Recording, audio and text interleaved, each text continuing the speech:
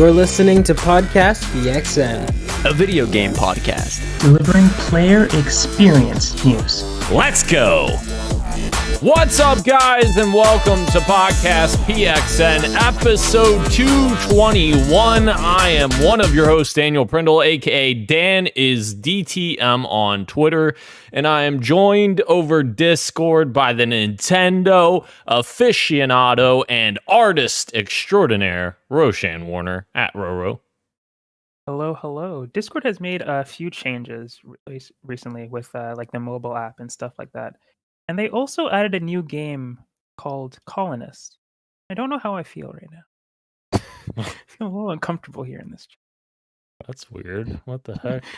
Just kidding. I'm just joking around. They created a game called... it's like, it's like, what is that tabletop game people like so much? Like Risk?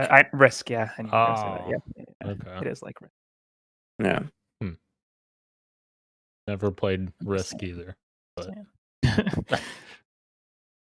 We're also joined by the host of Large Popcorn and video producer at Dual Shockers, Christian Macias at _ISO Christian. Please wrap it up, Dan. Let's move on to the next person of the intro. Yeah. I will wrap it up with the DMZ daddy and the Tarkov Teletubby himself, Gage Dempster at Gilbo Biggins. Happy to be here, Daniel. Nice. And who else are we happy to have here?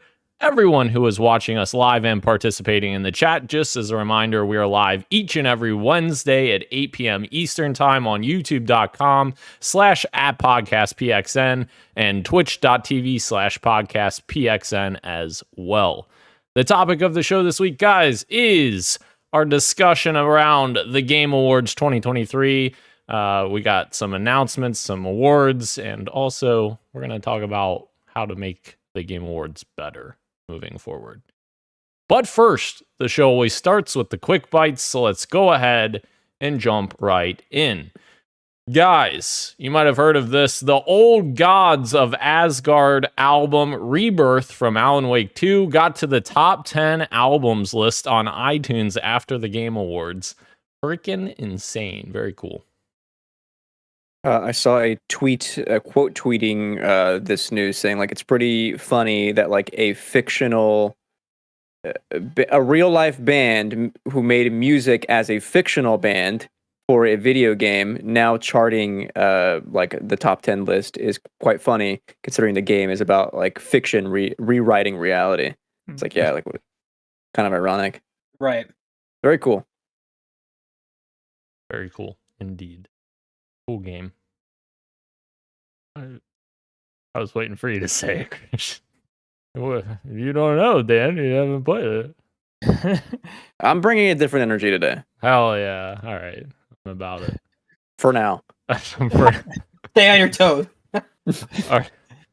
Our next quick bite. Ransomware has officially overcome Insomniac Games and targeted them, unfortunately. They have reportedly targeted Insomniac, releasing personal information and passport scans of the Spider-Man 2 developers' staff, along with unreleased images from Wolverine. I think we also saw that there was speculation around some file names and possible Spider-Verse game. So that's interesting as well. And we also got news on the next Spider-Man 2 update, which I think... I guess it was a coincidence that this happened the same day, or maybe they just want to get ahead of it. But they announced that their next update is coming in early 2024. They'll have a feature list coming closer to its release. They heard their feedback and will be adding some highly requested features, including the ability to change the time of day, swap tendril colors, and replay missions, just to name a few. Of course, there's other features that people want, including New Game Plus, audio descriptions, among many more. So, One at your door? Yeah. Yeah, so Insomniac, fuck the damn hackers. I don't know.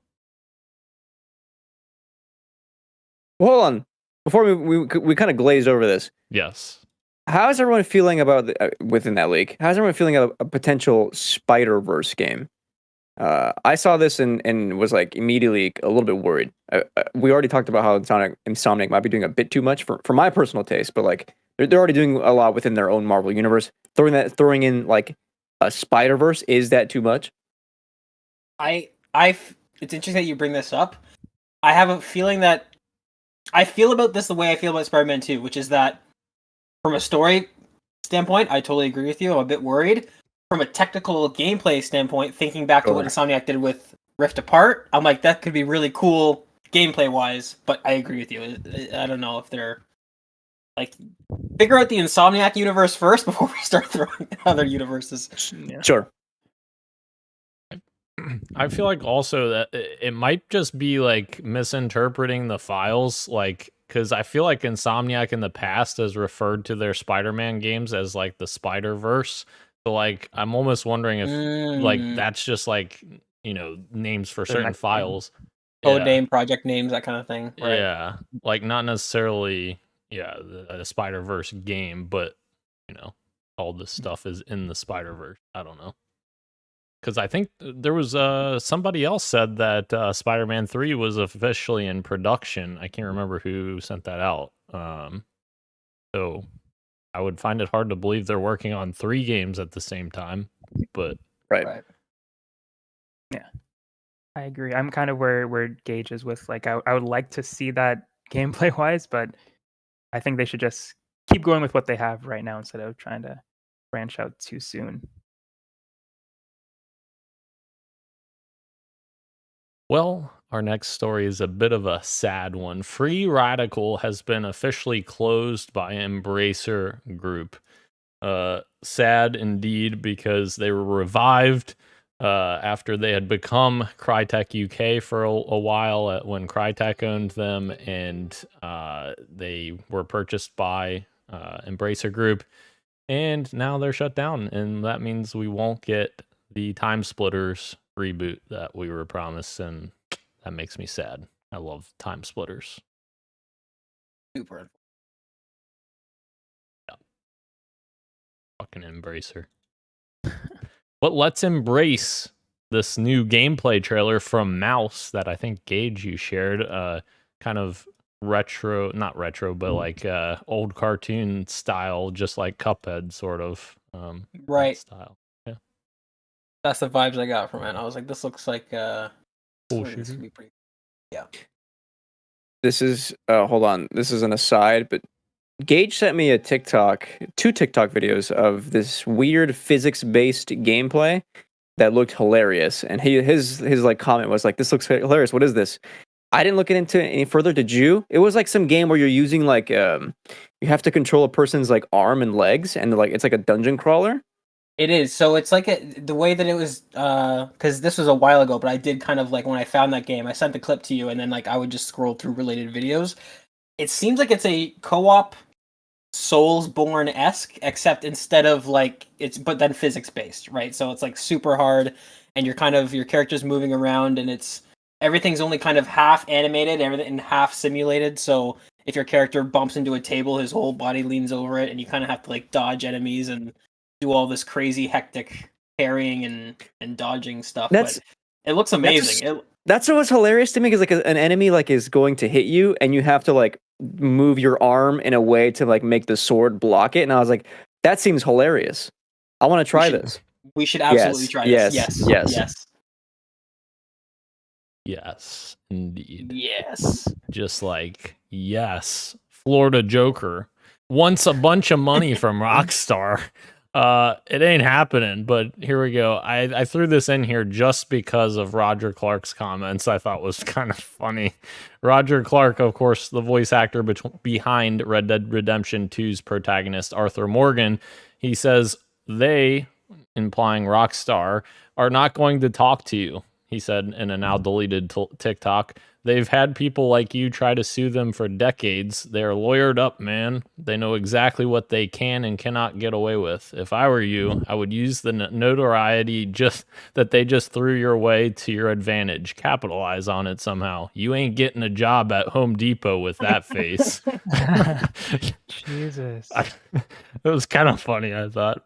It is. It's because here's the thing. Like, as somebody with tattoos and somebody who wants more tattoos, like, yeah, there's like a stigma for sure. But then there's also somebody like this that is kind of like taking it to the nth degree. So like, I don't know. I thought Roger Clark. I thought it was fair game for him to say that. This guy's. I think he's kind of decided to make this his whole personality, and his options are limited. So he's looking for a quick payday. But as Roger said, I don't think he's gonna get one. Imagine, is he like a free? Is he still in jail? I think he's in and out constantly. I don't know. Okay. So he's okay, whatever. I just thought it was funny. I thought he was free for a second. I was like, why are you wearing an orange jumpsuit and being free? But maybe he's still in jail. But yeah, I'm with Roger Clark on this one too. And like he said, like GTA has gone through this like many times before. This wouldn't be their first rodeo. So like the Lindsay Lohan stuff, and I'm sure many other stuff before that. That yeah, they can get it. Lindsay They know Lohan. Sorry, go ahead. No, just like you said, they know what they can do. They didn't just. This wasn't an accident, is what I mean. For sure. Yeah. Yeah, the Lindsay Lohan might be the most well-known one, but like when they got sued by the Pinkerton Detective Agency over Red Dead 2, and they won that. So I'm thinking like, okay, if they can win that, I definitely think that's kind of like a good indication that you're not winning. Yeah, indeed. But you know what is also not winning? Skyrim Together's modders are officially canceling their work on a multiplayer mod for Starfield, with one of them saying this game is boring. And I think that sparked some discussion. Not this specifically. You got to read the actual quote. Oh, hold on. I'm getting okay. IGN is not just tweeting. IGN is not tweeting what the actual quote was. Full quote. Okay. Right. Yeah. There's just one problem. This game is fucking trash. And that is like what's obviously that's like an over generalization, like an over simplification of what an actual nuanced take is of Starfield, because I don't think any of us agree that game is trash. I think probably far from it. But yeah, it did. I mean, Gage is probably the one that spent the most time in Starfield. He should probably give his take on this. Yeah, I spent a lot of time in Starfield, and I enjoyed some of my time. I did think this person's post was funny though. Like again, I don't think this person probably believes that the game is like a 0 out of 10. Obviously, I think he was just being hyperbolic for the sake of being funny, and I don't know. It worked for me for him to go through this blog post and to dramatically lead up to So you're wondering why we're not. Yeah, I don't know. I think. Are we talking about this in topic of the show, or is it just here that we're talking about this? I think just here. Just here? Yeah, there's I think there's definitely discussion to be had about Bethesda and the fact that it has such a hold on a lot of people, myself included, where we want to look past all of the red flags and kind of get that familiar, good, warm feeling from Bethesda games, but it definitely that studio definitely seems to be comfortable with tech that is, I think, behind the competition in a lot of ways. So it's unfortunate that some people, I mean, Skyrim Together is a pretty huge mod, and I'm sure that there were some people looking to play Starfield with their friends, and that might actually help the issues of not having a lot to do. But at the same time, I mean, I can also understand the frustrations of being a modder and being like, you know what, I'm not fixing your game for you. I don't want to do this. There's not enough here. I don't feel, whatever his reasons are. So, yeah, it's disappointing on all sides, I think. I'm at a weird impasse where I agree but also disagree, because I spent I wouldn't say significant amount of time, but I spent some time with Starfield, and I was telling you guys even on the podcast, I'm kind of in. I enjoyed a lot of my time with it, and then I dropped off, and I was after Nakey Jakey's video, or I guess when that released, I was trying to think before I even watched it, why did I fall off of Starfield? What is the reason why? And it's just I don't think I was really engaged with it the way I thought I was, where I was I'm meeting the game on its terms, yes, to get from A to B, but nowhere in that A to B am I enjoying myself, compared to Spider-Man, where the fundamental core of that game is traversal.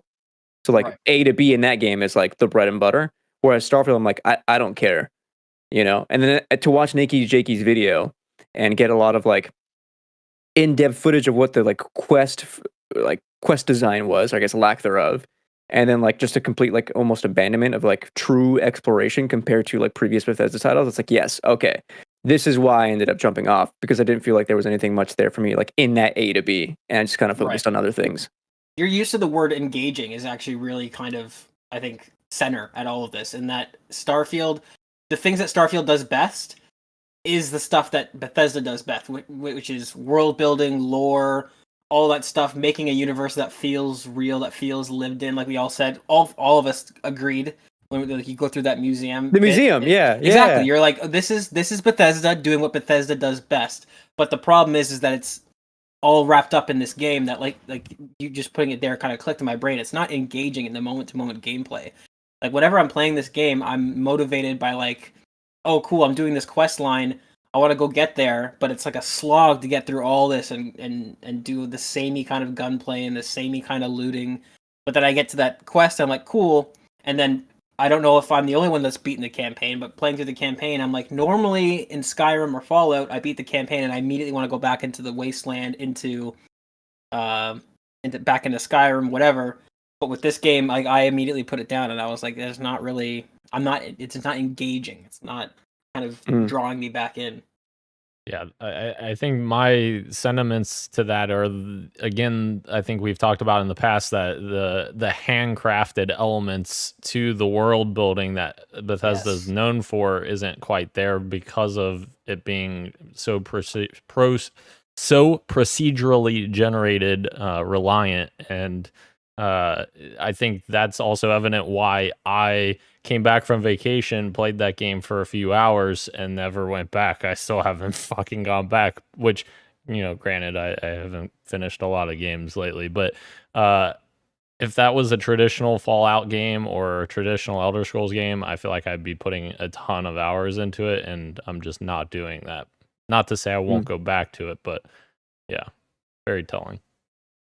And they're going to keep updating it, so, you know, who's to say down the line? Best ongoing game in 2024, Starfield, you know, I don't know. Right. Who knows? Right. Can't be worse than this year's, right? It's anybody's game now. Clearly, after this year, that award is anyone's game. Yeah. Just release a patch.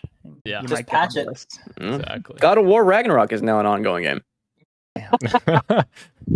Congratulations, God of War Ragnarok 2024 Game Awards.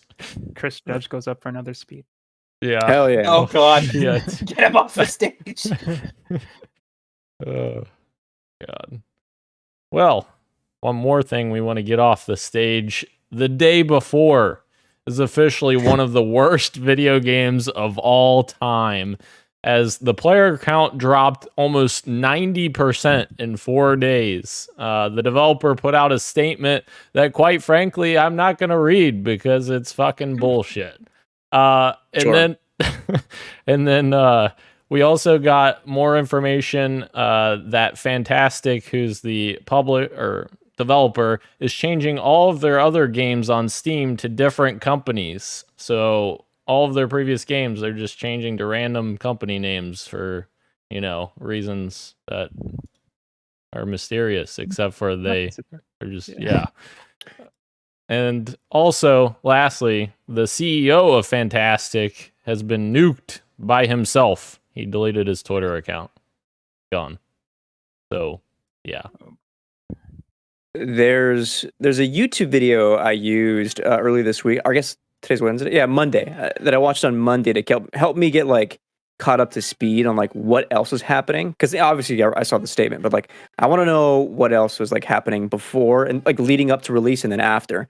The video, like the headline was called "The Scam Before." The videos from Level Cap Gaming, and the thing that got me was I didn't know how reliant they were on like assets bought from, is it Unreal?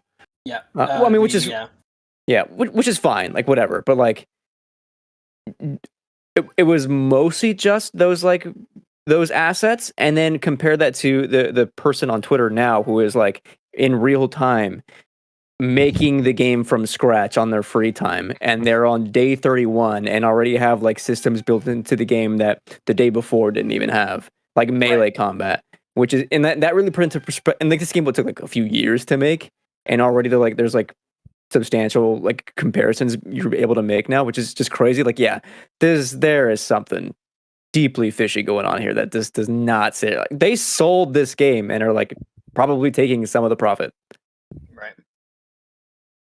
Yeah.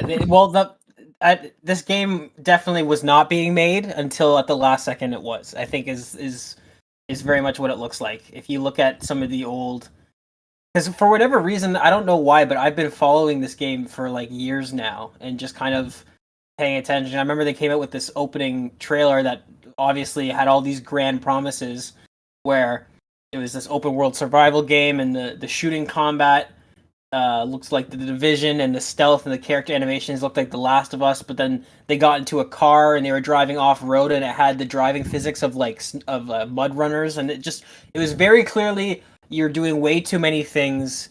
There's no way you're doing all of this well, and now it's clear to see that there's no way that you were doing any of it at all. So yeah, I suspect specifically because of this person on Twitter that we're talking about, of how they're only like a month into it, a little over a month into it, and they've been able to replicate the majority of the game. I suspect that they probably weren't working on this game at all, and this is probably a cash grab or a scam. Everybody's calling it a scam. I think it probably was a scam, which is strange because the first game that Fantastic made, which was called The Wild 8, and I actually bought that like years ago before I knew what Fantastic was, before any of us. I picked that game up on Steam, and it actually felt like a real game. So they kind of, I don't know what happened somewhere along the way. Somebody got a bright idea. They hired like a Jordan Belfort or something like that. I don't know what happened, but this is crazy. This is probably one of the biggest scam incidents in the gaming industry of recent memory, and it'll be interesting to see how Steam responds to all of this. Yeah. They deleted, they made it unavailable to purchase, right, on Steam right now. Right. And yes. so we'll see if they're like going to issue refunds. I think they were talking about that, people who bought it, which I think is fair. But yeah, these stories that we have all together were just like coming out day after day after day. It just like kept piling on. So it was really interesting to watch. And like you said, Gage, it'll be interesting to see where this all ends up. And the CEO, like, talk about a way to just never work in the industry again, like just shooting himself in the leg for no reason. But yeah, besides getting money, I guess. All right. Well, into the PXN news of the week, guys. In case you guys didn't see here, I put a link to IGN's article of all the announcements at the Game Awards. And I just thought that we could maybe go round robin talking about our top 5 favorite announcements from the Game Awards.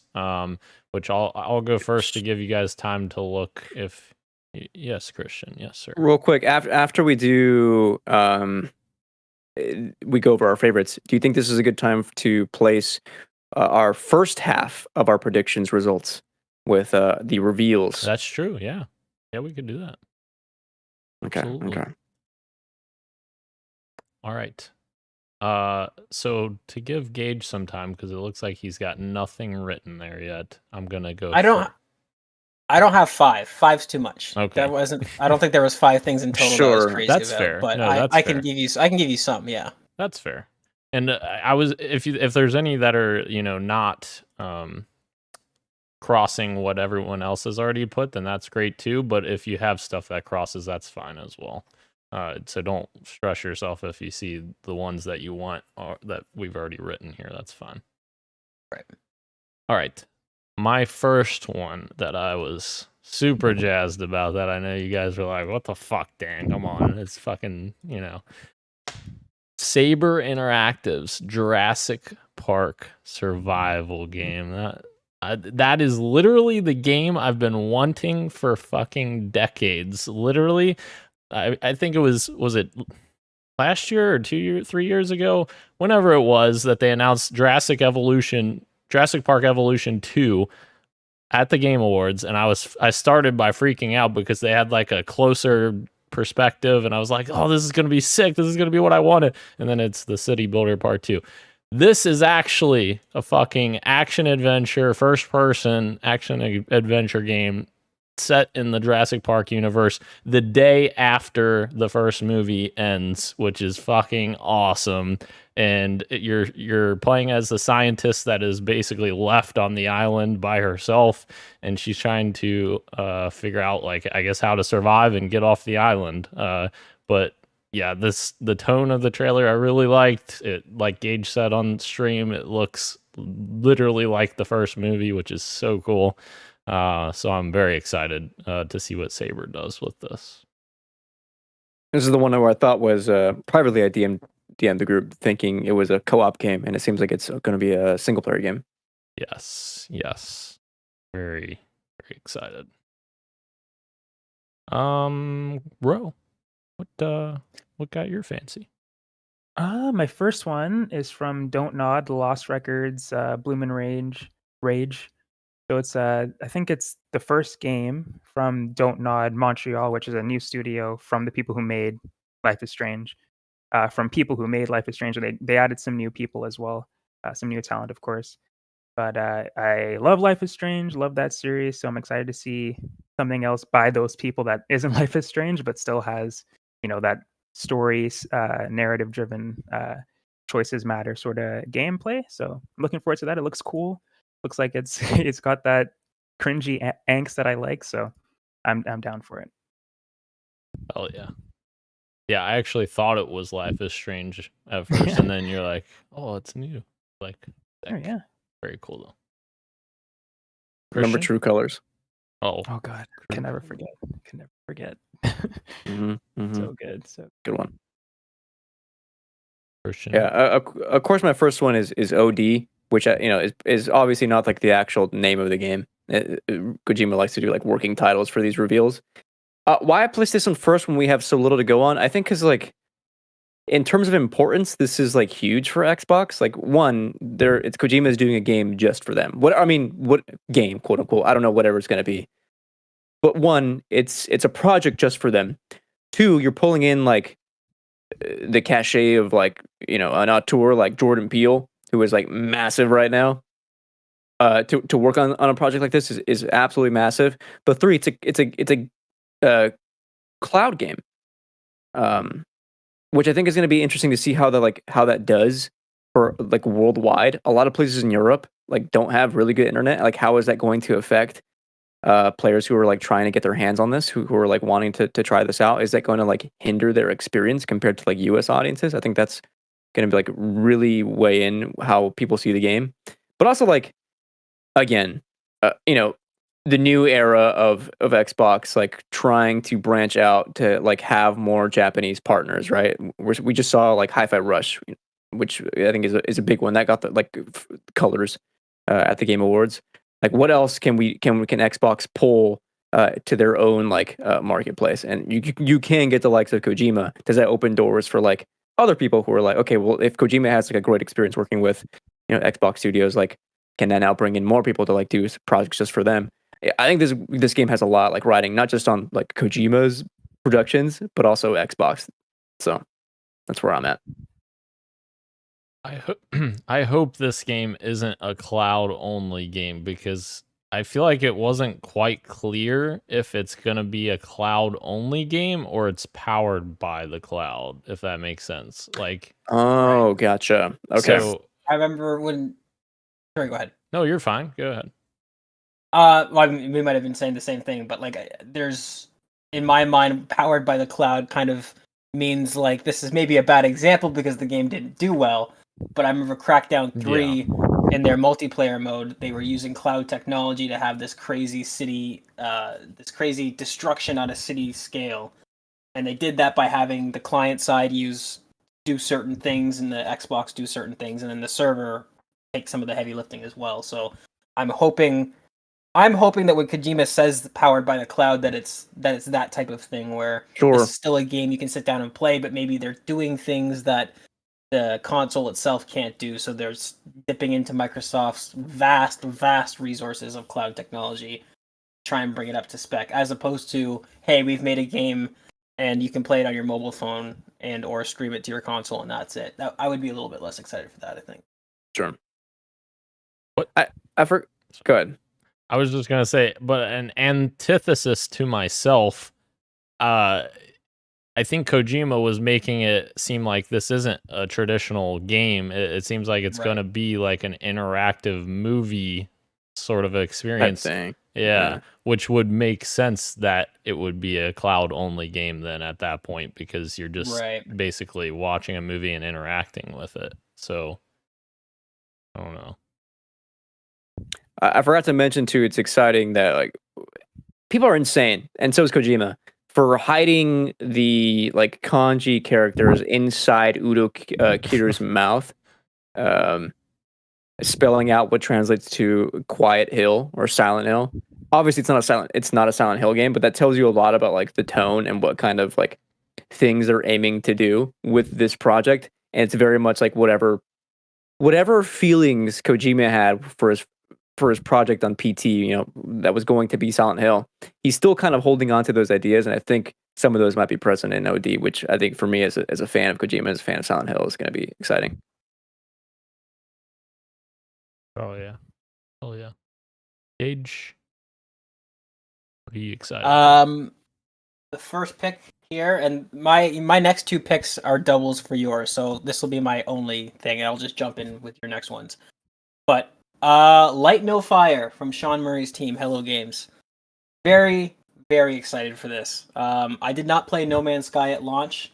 I had a bad feeling about it. The game came out, and I was like, yeah, okay, I'm just gonna sit back. But friend of the show, Brandon, got me into it a couple of years ago. This is well after they had not only fixed the game, but then added to it in an incredible way. And No Man's Sky is an incredible experience unlike any other. And what Sean Murray did with that game, great time to talk about it in light of this the day before nonsense. What Sean Murray did with that game, with failing to deliver on promises, and then probably against the judgment of those closest to him, decides, no, I'm going to stick through this. I'm going to work it out.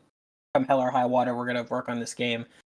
And they've created something truly special. I mean, I've not played Star Citizen. I know Star Citizen is also a pretty incredible game on a technical scale, but there's very few games that I can think of where you can jump to a solar system, and any planet that you see in that solar system, you can literally fly to it and just cut through the atmosphere, land, harvest a bunch of resources, build a giant town, leave for like months on end, come back, and everything's right where you left it. Somehow it works. I don't know how, but somehow it all works. So for him to come and show this game where it's one giant world that's procedurally generated,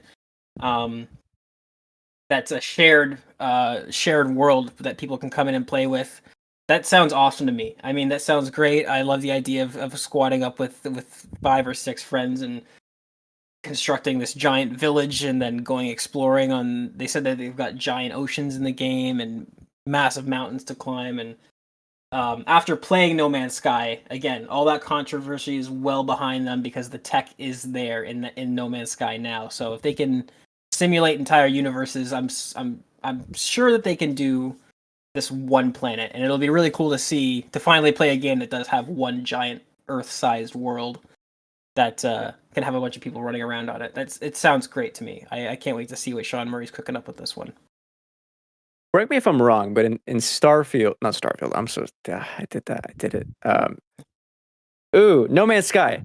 Right. In No Man's Sky, when you like travel to a new system that no one has ever been to before, and you scan a planet or an animal on a certain planet that no one has ever scanned before, you can log it as like the first of its kind, and then that will show up for like every other player that this is like now registered. The first person to do that was you, and you can name it whatever. I think that's the case, right? Yes. Not only does it give you credit as the person who named it, but whatever you decide to name that animal, if somebody scans it, like imagine you're playing Lethal Company, somebody scans it, that is just what the name comes up. So yes, we have named very inappropriate looking monsters after our friends.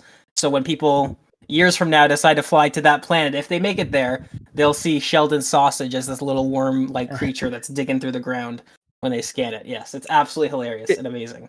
Considering how big No Man's Sky is, granted, I don't know if Light No Fire will be like just as big. Maybe the world is like a lot bigger, even though it's one world. I wonder if they'll still have like that system where like you discover like a certain cave system in a mountain, and now you can like name this cave system whatever like you discovered it as. Chances are like you might be able to just stumble upon that like theoretically, I guess in my head, easier than you would like stumble across like some distant planet. Right. That would be great. That'd be cool. Yeah. That would be very cool. I mean, I would like to assume that they will do that. That they'll bring the best features forward from No Man's Sky, and in which case that would be awesome. You come across a cave and it's got some memey name to it, right? And it doesn't matter that the name's silly. I mean, you still have to go into that cave and do whatever you have to do. Like it's just Hello Games. They've made this game, and hopefully this next game, where it feels like a community game. Like it actually feels like you're playing a game where other players are there, and you're not just kind of all in this preset world and going through the same paces, but you're in a world that's made by other people. All right, I'm in. I'll try this. I'll try it.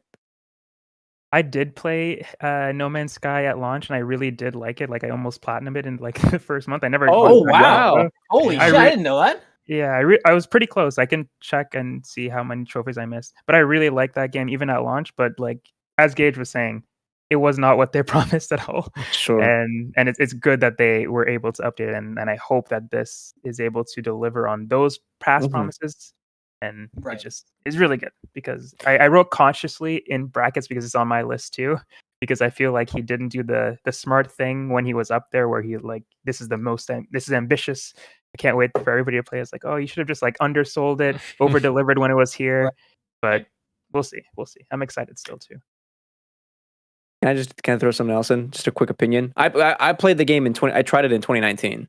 And even though I didn't quite care for like base building and stuff, like that's just not really my cup of tea. I will say everything like Gage and Road talked about, like, oh my god, so sublime. Like popping a gummy, and like just traveling the stars, opening photo mode, traveling to a new planet. Like this is like cool. Like, I can't believe like it works now. They did this. That's cool. When you build a gameplay mechanic that just works, it doesn't get tiring. Like coming in from space to landing to a planet and cutting through the clouds, it doesn't. Sure, it's not this crazy jaw-dropping moment, but it never gets old. Like it does feel cool every single time you do it. Yeah. You know, I was a little skeptical at first when, Sean was first showing this, because my main problems with No Man's Sky was the lack of narrative and the lack of, just like Starfield, the lack of desire to go to all these thousands of worlds that it generates and such. The tech was awesome, landing on planets and that kind of stuff. But the more we talk about it, the more you guys talk about it on, the stream and here, I think you're absolutely right. Like I think that the fact that this is a multiplayer game, whereas No Man's Sky was more positioned as a single player game, I think that will be the difference for me. Just squatting up with you guys or whoever and having a good time on these planets. I think that'll be pretty neat. Hell yeah. Hell yeah. All right. My second one is Archetype Entertainment's Exodus. I thought it looked very cool. I thought it looked very Mass Effect-esque, which of course the lead writer is the lead writer from the original Mass Effect, Drew Karpyshyn. I don't know how to say his name.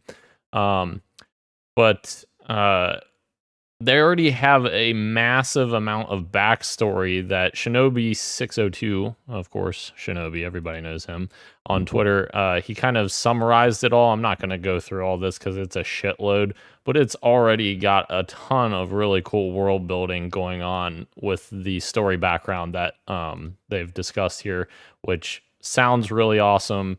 And I know the trailer was just CG and, obviously cautiously optimistic in terms of that. I hope that the game actually looks and feels like, what that CG trailer was like positioning it as.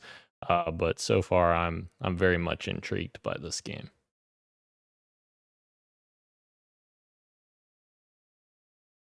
And bro, what else? What else?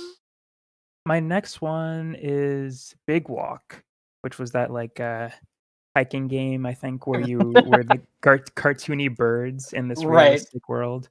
That just looked like fun. For the same reason that I liked No Man's Sky, actually, just like exploring a big world, but this one with friends, and it looked goofy. Looks like a goofy time. So I like just vibing out. Very chill experience, it seemed like.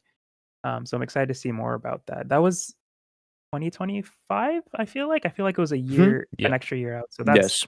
gonna have to wait a little while, but I'm excited to see more about it. Absolutely. Yeah, that's awesome. I will be playing this one with you for sure. This looks hilarious. Yeah, Dan was the only one who was like wasn't jazzed about it. I saw this and I was like, fuck yes, this looks great. Yeah, next game from House. This is second on my list as well.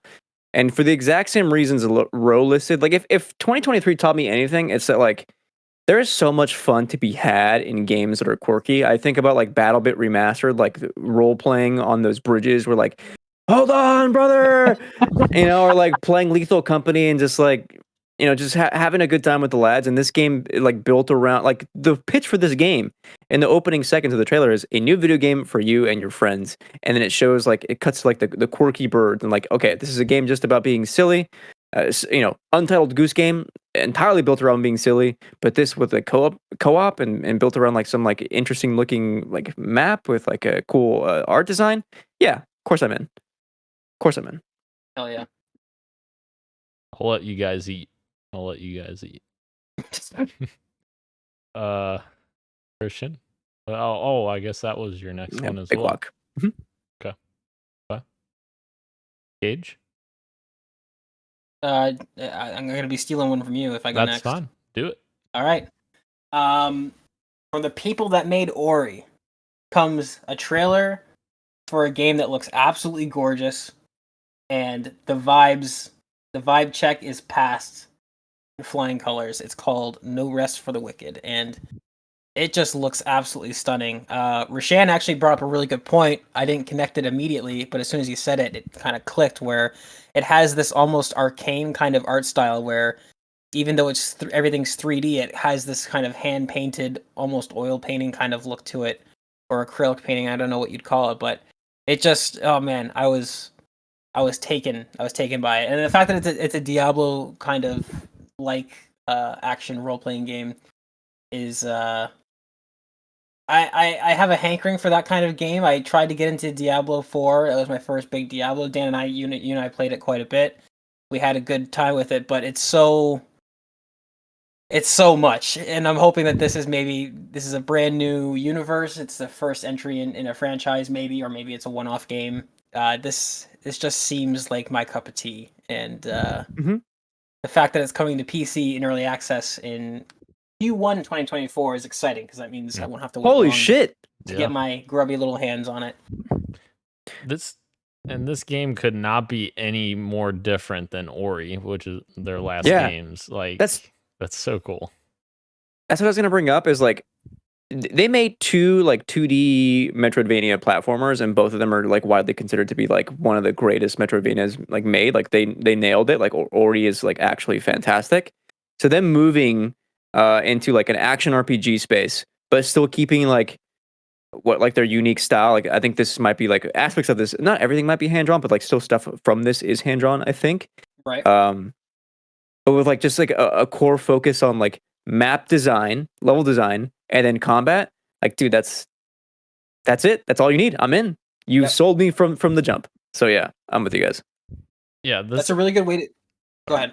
I was just so this literally is like a stylized, like fucking perfect Diablo esque type game. Like the stylized design definitely throws you for a loop when you see like Diablo and you're like, oh my god, this is hyper realistic versus this is very stylized. But I love how how much it contrasts with Diablo in that aspect. Like I really like. Yeah, I like how this game feels and looks. Not feels, but like feels like emotions. Right. They're stepping into somebody else's genre, but you could not mistake the two in terms of them keeping their own identity. Yep. And what Christian was saying earlier, there's something that gets me really excited about a studio that like shows that they can master a genre and then the next game they announce is something completely different. Like, there's no guaranteed reason that next game will be as good, but there's something to me where it's like, wow, you guys could have just kept playing it safe and could have kept doing the thing that you're doing. But when I see a major switch up like this, for some reason I get excited when a studio does something like this. And yeah, it's very, very hyped. Oh yeah. And that is my third one as well. No Rest for the Wicked. So, moving on from No Rest for the Wicked, Ro, what else you got?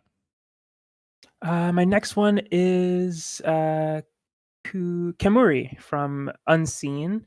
It's their first game coming out. So it was a little teaser. It was like a CGI trailer, and it looks like it's like a demon slaying sort of game. I thought the art style was really cool. I just been following Ikumi Nakamura, I think is her name, since she did that like cute little thing at E3, and her Tokyo Ghostwire Tokyo was the game I think she worked on before starting her own studio. And ever since then, I've been like following her as she opened Unseen in Tokyo and just kind of following her and what she's working on. And I think she has some really cool, like, she just seems like a really wholesome person. She brought her daughter to the Game Awards. She's always interviewing her staff and like spotlighting them. So I've been liking her vibe so far. I'm excited to see what this is. Obviously, it's a CGI trailer. We don't know. They don't even have a publisher yet, I don't think. So this was like an advertisement for them, basically. I was gonna say, a new studio with their first game, and like, there's probably realistically, there's probably like no gameplay yet. Like, this is just proof of concept for what they want to do, and like, there's like no game made just yet. But like, if they have a vision, like what I'm seeing as the proof of concept is already like enough for me to like be interested. So hopefully, if I'm interested, so are publishers, and they're able to get it made. Yeah, I don't think she'll have trouble finding. Sure. Yeah. But yeah, I guess that's it all I have to say. It looks fun. I would watch this as a movie, so I'm sure I will hopefully play this as a game if the gameplay is good. Hell yeah. Yeah, that was really cool seeing the behind the scenes, how that trailer was put together. That was pretty neat. All right, Christian. Kimura's. I'll throw in. Okay, my last one is Hellblade's latest trailer was cool. Unfortunate that there's no hard date for that game yet, because of how often we've seen this game and still have had no date on it. But I respect Ninja Theory so much for like the fidelity they're pumping out of this game is absolutely nuts. I love Hellblade 1. I thought the combat was maybe not great, but it was still like good and engaging enough for what that game was for me to like, it was great. It's good. But like for me, it was like the narrative that like really pulled me in, and the way they played with sound design was so cool. That game alone sold me on whatever Ninja Theory will do next. And seeing this trailer and like again, trying to understand how all of it is in engine is still mind-boggling to me, because everything looks so good. This is one that I can't wait for as well. Dude, watching this trailer with headphones on, really good. Really good.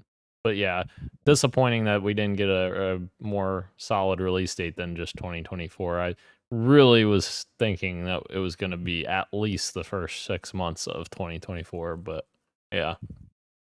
Hopefully soon we get to play this.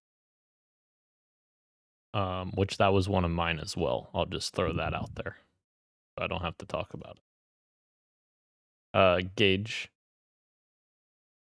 take us in. You want me to steal your last one? Yes, steal it. All right, I'll do it. Steal it.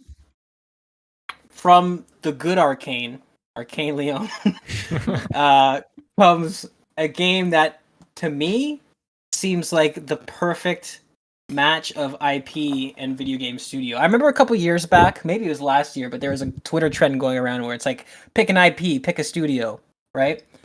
This never came up, but this is peanut butter and chocolate.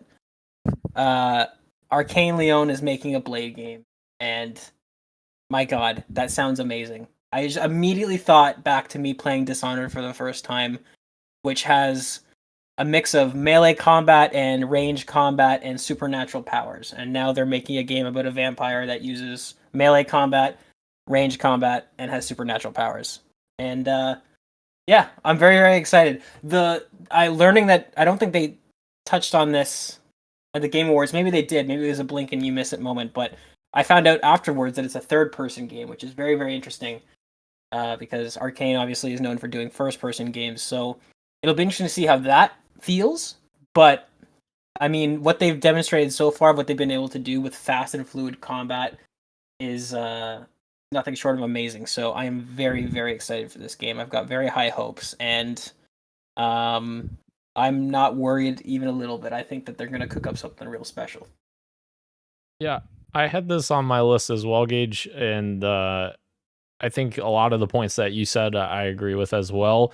The interesting thing to me is that Arcane Leon made Deathloop, which came out in September 2021, and when they announced Blade was in development, they said that it was just starting development, which is interesting. So it's almost like I'm wondering if Leon was like, fiddling around and figuring out if they wanted to make another Dishonored game or what, started doing like some prototypes, and maybe none of those worked out, and then they I guess reached out to Marvel and worked on this Blade idea. But yeah, in terms of this actual idea, I very much am in agreement that it sounds very cool. Obviously we're not going to see this game for a while probably, since it's just starting development, but that the premise sounds really cool, and third person, I agree, sounds very very cool for this character as well. Yeah, I'm intrigued, and it's the good Arcane, so they only put out good games, right? Well, that's subjective. That's true, it is subjective, I agree, but critically they usually do pretty well. Yes. All right. Bro, what else you got? Yeah, my last one is The Last Sentinel. This is another just only CGI trailer, but I thought it looked cool. It was a cool proof of concept, as we keep saying. It was the one where it was like the robots were also taking care of these orphans, it looked like, in this room, and the cop came in and shot the one of them, and then she was like, the demon is here. And apparently that was good news, because this badass biker lady came and saved all the kids and said, follow me. And yeah, apparently it's an open world action game from Lightspeed Studios. I think Lightspeed Studios they were saying some ex Naughty Dog people there. I could be wrong, could be mixing it up with somebody else. I believe that's what it said. And it's narrative focused as well. So it seemed cool. It seemed like one of those games that I wish certain games that are coming out were, but they keep doing the open world games of service way instead of the open world action adventure narrative driven thing that I want to see more of. So I'm hoping that this is good when the gameplay comes out, but I like the vibes of it so far. Hell yeah. And Christian, I think we already did your... I'm done. Yeah, I've got no more. Ro, did you talk about Zal? I didn't actually. I liked the gentleman that came up. I'm obviously forgetting his name now, but he had a pretty emotional speech when he was talking about his late father passing away, and how this was kind of like a game to remember him. And it's like a side-scrolling action game, I believe. And the description says, reclaim your father's spirit. So obviously it sounds like it's going to be as emotional as his speech, but the gameplay looked like it was pretty fun. It looked like it was like a Metroidvania sort of game too, with what I saw. So pretty cool. I totally forgot about this game until you mentioned it, and I just scrolled down to remember. And yes, this was awesome. This was the game that was very much like Ori that I thought. I agree with you. I think it looks really neat. So yeah, I think I'll be in on this game as well, Ro. Yeah, the bosses looked really cool, and that's when I saw that I was like, oh shit, no, I want to play this. This is awesome. Hell yeah. just to throw one honorable mention, I guess. But I just thought this was fascinating that Sega announced 5 new games in one trailer, and they're just like, yeah, here's a bunch of old IP, and we're making new games for all of them. So Jet Set Radio, Shinobi, Golden Axe, Streets of Rage, Crazy Taxi, and more, it says, are all coming back. So This is great news. yeah. Bit wild there. Is there any other ones that you guys want to cover? I just figure we'll just, the main ones we've talked about, plus any others you want to add. Yes, actually, I forgot about one. Sure. Apparently, God of War Ragnarok Valhalla has like a substantial amount of story included, and it is very cool that they just decided to drop this as a free DLC. And given how like much there is, like apparently like it adds like a lot to the actual base game. It's considered an epilogue to the events of Ragnarok, and it's like I heard it's like as backwards looking as much as like to the original God of War trilogy. So I'm very interested, and I downloaded it. I don't know when I'll have time to play it, but I did download it to check it out eventually. How much does that cost, Christian? $0. I guess as much as your internet provider costs per month. I was laying it up for you, letting you dunk it in. You dunked it in. Boom. All right. Any others that you guys want to talk about before we move on here? All right.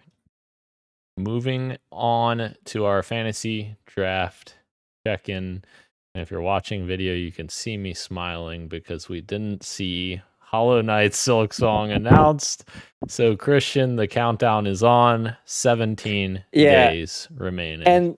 And I forgot to do my drop over the weekend. Oh, so my backup plan is like I can't do it anymore because we're pickups process on Saturdays, and the game that I was going to pick up comes out this week.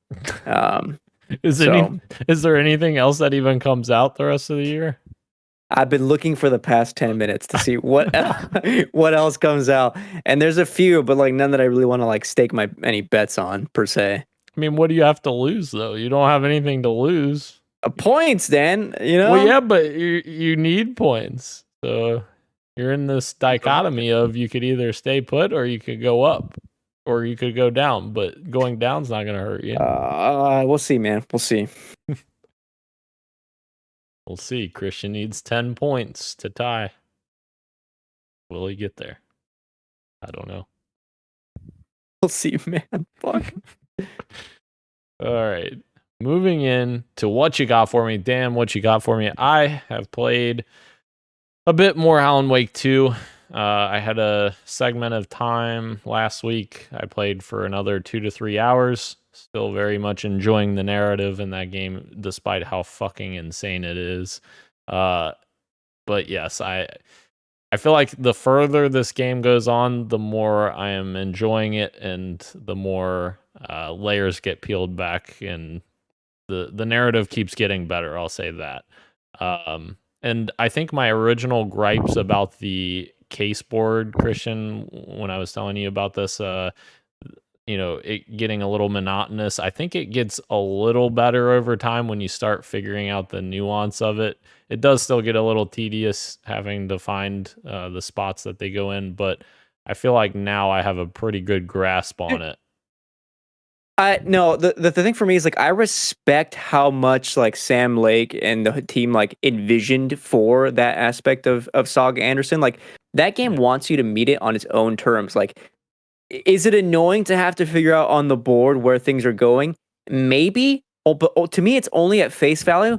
For me, like what makes it cool is like, no, okay, what is the game wanting me to do? It is wanting me to position myself in the shoes of Saga Anderson at this very moment and think about what is happening relative to the actual like events of the game and the actual events of like whatever like mystery I'm solving for that thing. So I have to like literally zoom out and take a look at my board and see, okay, how does this new piece of evidence fit into everything else that I've been doing with my time so far, and then from there I go. And then when you place it on there, either Saga will comment or she'll make a deduction, or even if it's just nothing, you can still hover over, and it'll be written there like her thoughts on what's going on, and that will always add like to the actual thing, like holistically, whatever it is you're piecing together.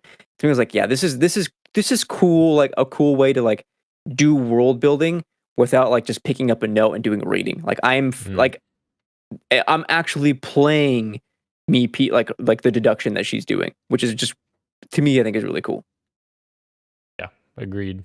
It's kind of replacing like that collectible that you find in the world that it adds to the world. It's replacing that kind of thing. Yeah. And, Yeah. Or audio logs, or all the other normal video game tropes.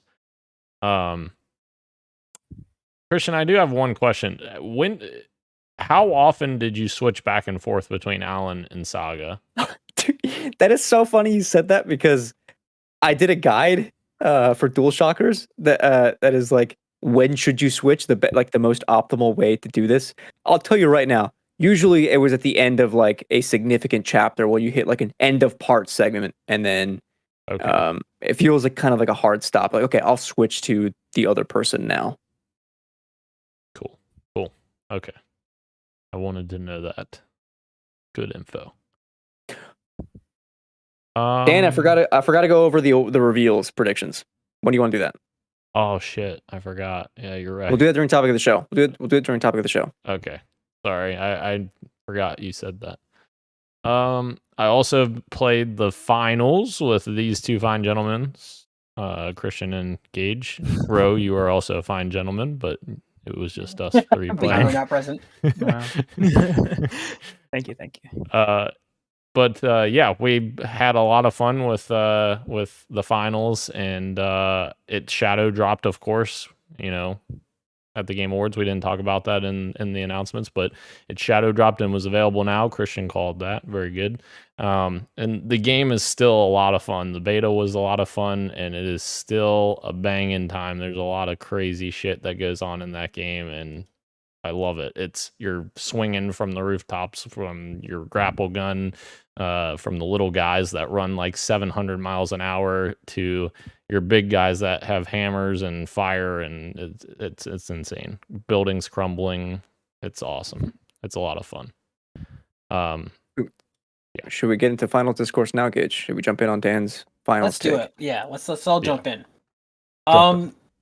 I want to say this before I forget, because it came to me when the last time that the three of us played this game, and I'm connecting the dots now in my brain. And what Christian just said about 2023 being the year of fun with the lads, this feels like a game that has a AAA level of AAA, whatever that means nowadays, level of polish to it. But the core concept of the game is still a no-frills competitive shooter, crazy over-the-top action, just having fun with the boys. And this, it feels so good to play. Like Dan's, I don't know if you mentioned before in the show, but I know we talked about this in private, is that this is from ex-Battlefield devs. And although it's an Unreal Engine, they've done quite an interesting job here of making this feel like a Frostbite game. Like, if you were to just put this in my hands and I didn't know anything about it, I would assume that this is Frostbite, but it's not. And the way that they've been able to not only replicate destruction, but I think even take it further than how it was in Battlefield, in any way that I can remember. Because in this game, the networking is so fast, it's so smooth, that like when you have you have to cash out these little cash boxes and put them in this little machine, wait for the timer to come down, and that's how you score your point. But if that thing that you're waiting for it to score the point on happens to be at a rooftop, and somebody takes out the building below it, it'll fall with it, and it'll kind of get lost in the rubble, and you have to crouch and worm your way through the rubble to try and steal it or to try and defend it.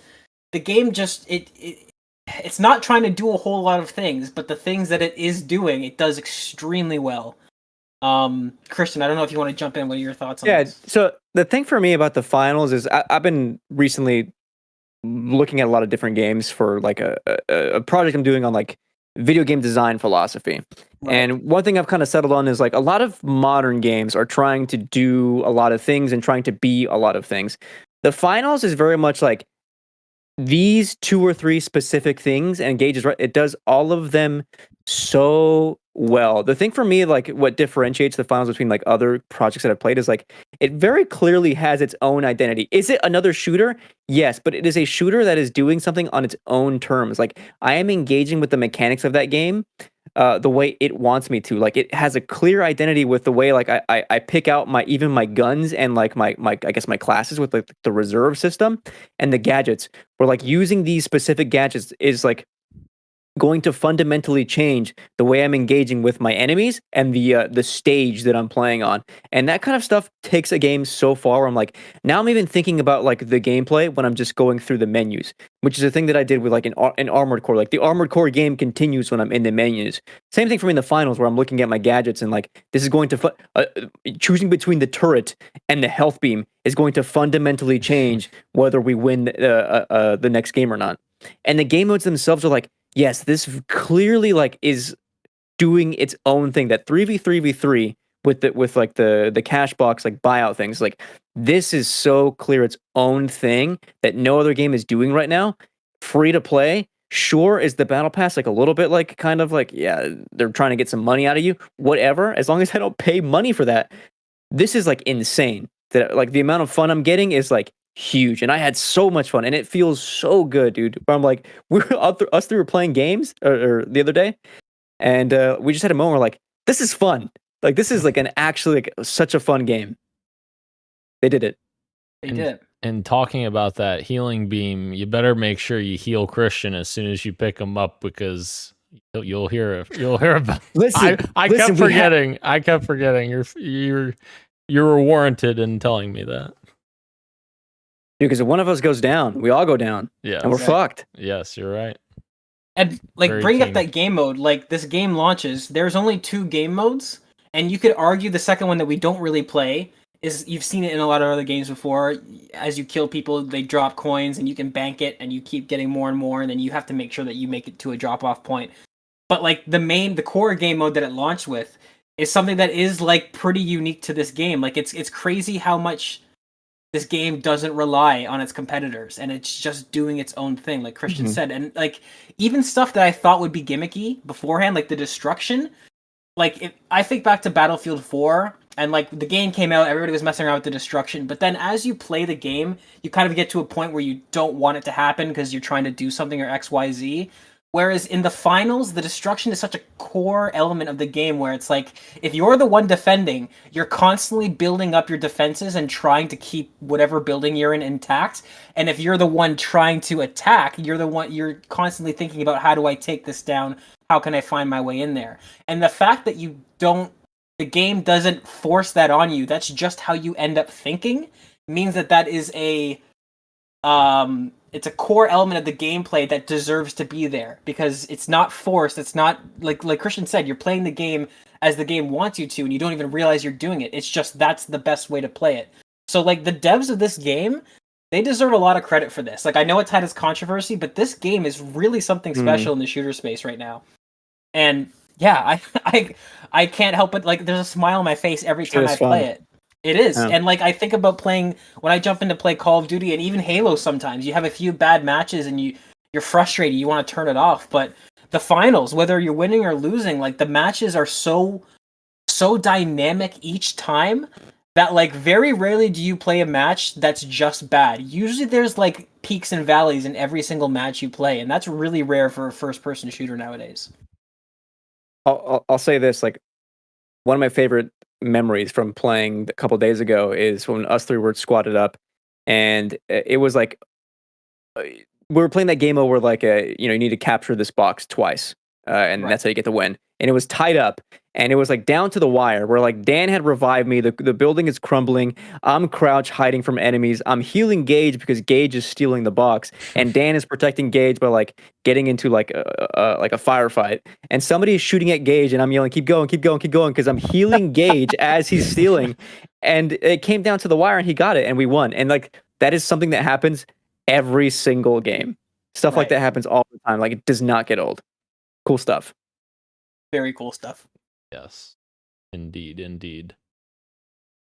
Ro, we saved this one for you to just have your day right here. There's another game that we all played. I'm just going to mention another game before I do this one, That's so fair. we could all talk about it. But I've been playing Pokemon again. The DLC for Part 2, the Indigo Disc comes out tomorrow. And I didn't realize I had to play Part 1, silly me, to play Part 2. So I've been going through that to make sure I'm ready for Part 2. Because Part 1 didn't look super interesting to me, but Part 2 did. So I have to play this to play the one that I thought was cool. But it's fun. I'm enjoying it. I still stand by the fact if it wasn't for all the bugs, this would easily be the best Pokemon game.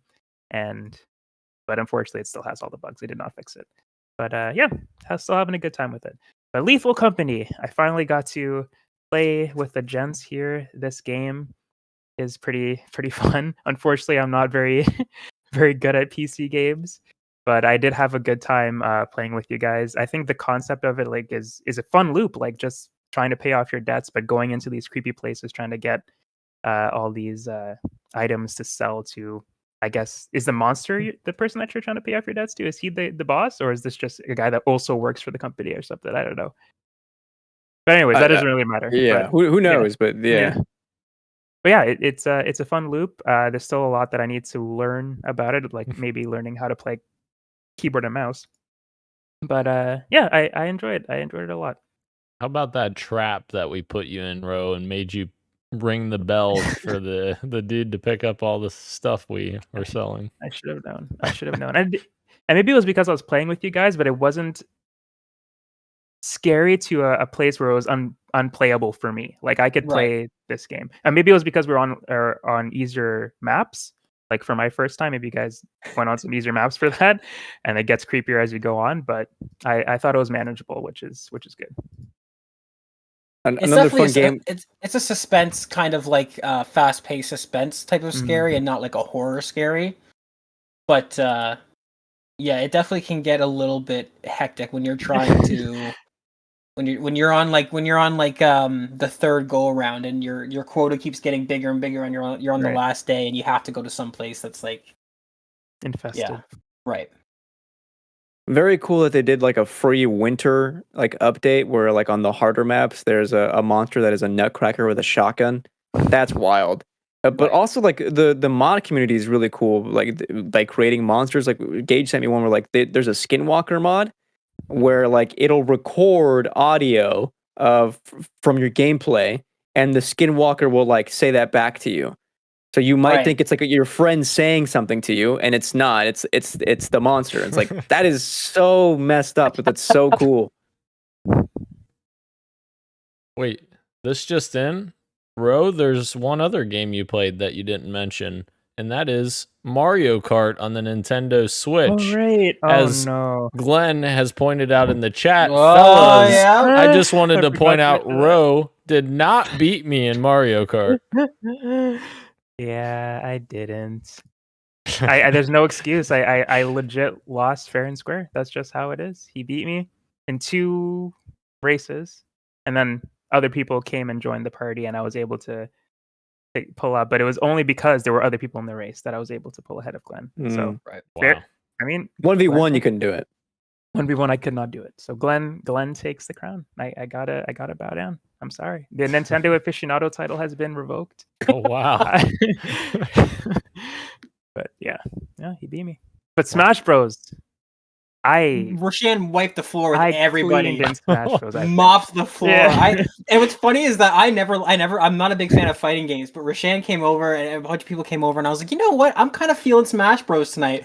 Regretted that immediately because I was Roshan, like that scene in the first Avengers where the Hulk picks up Loki and kind of just like that was what Roshan was doing to everybody in Smash Bros. But specifically me because I'm not good at those games. I feel like I could take Ro. You might. I have learned my lesson, and I'm not going to say like, yeah, I can fuck you up. I'm just going to say, yeah, you might. And then if I win out, the pool shark strategy. Yeah, I tried to. You know, it's funny, Christian. You weren't there, but you were there in spirit. I got my ass handed to me the first round. And I was like, you know what? I'm gonna channel Christian right now and try and win. And I picked Snake, and I still got my ass beat. It didn't do anything. Should I come to Canada and come one of these little Gage parties? Yes, you should. Absolutely, you should. That'd be fun. Sheldon, one of Gage's friends, used Minecraft Steve, and that was the only time that I was like, okay, this is rough. There's something about Minecraft Steve that just I could not. He's built different. Definitely. Wow. Christian, you got some other games? What you got for me? Having a job in the games industry means I have to be more dialed into various discussions and various games. So officially, my 2023 catch up has officially not just begun, but it's already like underway significantly. Like last Wednesday, I hadn't beat Alan Wake 2, and then that night I had beaten it. And then I posted like a silly review after the Game Awards, where like okay, now that the Game Awards are over, I can post like a little like weird thing that I did, where like I made a graphic with my backlogged review and just posted it. That was funny. Yeah, the finals we talked about. Lego Fortnite is the thing that I tried. I did some videos for DualShockers on Lego Fortnite, and I've come to the consensus like it's cool. I get the appeal, but it's not quite for me. It's a little bit too productive of other games without doing its own thing, and it's too oversimplified for my own taste. Like, I get it. I had fun. Maybe I'll go back 1 or 2 times if anyone else wants to jump in for a little while. But like by myself, I don't feel the need to like go back in myself. But still wild that they even made a mode like this that is going to continue to get updates. It is not a limited time event. Rocket Racing also pretty fun as well. I tried that out. But significantly, what I mean by like 2023 catch up is I have played and beaten 2 more 2023 games since then, and also started a third. I sat down and played Jusant, which is the Game Pass Don't Nod game where you're like rock climbing, and that game was pretty great. That was like a pretty cool, like it's like 2 or 3 hours. It's not very long, and like that entire game is just like, here's this giant rock that you're gonna climb up for story reasons, and now the rest of the mechanic is like, all right, now here is like your triggers are each of your arms. You have to like reach out to the handholds. You have to keep in mind like the belay that you have for yourself, so you're like able to like put little things down. So like, if you like need to like swing yourself over to a new handhold, you can. And also a stamina meter, where like the more you're out and climbing, the obviously your stamina is going to drain. You have to like stop climbing and like shake your hands and like regain stamina. But like weather conditions and handhold types and like various other little things will make your stamina drain faster. So all these things make for like a really fun platforming adventure. It's like 2 or 3 hours. You sit down and it's like pretty chill, cool music. Like I enjoyed Jusant. Like it's probably up there in like in my maybe my top. It's in my top 10. And then I played and beat Ghost Runner 2. This is like obviously the sequel from 505 Games, the action platforming Ghost Runner 1, the sequel to it, and did not like this one as much. I was actually a little bit disappointed in Ghost Runner 2. The design philosophy, I think, got a bit too big. Where like Ghost Runner 1 is very much like, this is a level focused game where like you go into a new level, your only focus is on like cool platforming, a pumping soundtrack, and like don't get hit and make sure your combos are good so that you survive. And Ghost Runner 2 continuously slows down. There's like a hub world that you have to like talk to people through, where it gets kind of boring. There's like open world segments that like really slow down gameplay, where like Ghost Runner 2 should not be a slow game. Like it needs to be like fast paced. And then there's like a lot of them in those open world segments, like the music is like kind of gone, and it fits the atmosphere for where you at in the story, but like you miss what made the original game so good, and it kind of suffers for it. Ghost Runner 2, I beat it. I enjoyed it mostly, but I was let down by it as a sequel. And then my third game that I'm playing now is Super Mario Bros. Wonder, which, to put it succinctly, is wonderful. Very cool game. Very cool game. I'm continuously surprised every single level. It's that cool. So wonderful. Great pun. Gage, what you got for? Holy shit! He did the thing. He did the thing. So the finals, Lethal Company, all that good stuff, and then on the recommendation of somebody in this podcast, I have booted up and started. I'm only about an hour into it. Citizen Sleeper, which is Man, very, very interesting. So I'm not hooked on the gameplay yet. I still need to like try and like really figure out what's going on here because I've got an ape brain and this is very different than most of the games I play. But reading through that opening, I don't know what you call it, just the opening section of text that when you first wake up and you're reading through all this stuff. I don't know if it was the headspace I was in or what, but man, it hit me like a fucking ton of bricks. I was sitting there and I was like, what am I reading right? Like, what am I experiencing right now? Really, really, really good stuff. Really kind of like deep stuff that really makes you think and kind of like self-reflect. Digging the vibes. Really, really digging the vibes. I'm gonna have to try and wrap my head around the whole dice and it's the managing your days and your hours and your energy. I haven't quite figured out what equals what and how that works, but I'm sold on the vibes of this game, like 110%. The writing is good. I think both Incredible. Ro and I talked about the how, writing is like, incredible. Like it made us cry. Like when we ended our game. But yeah, I was feeling it. I went with the. I think I went with the machinist. I don't know which one I should have picked. If there's a meta, so to say, but I picked the machinist as my character just based off of the looks. So I was like, yeah, this guy looks cool. But yeah, really, really kind of like it's depressing, but it's also kind of like intriguing at the same time. So it's like you're getting pulled into this really dark and decrepit kind of like world that they're building.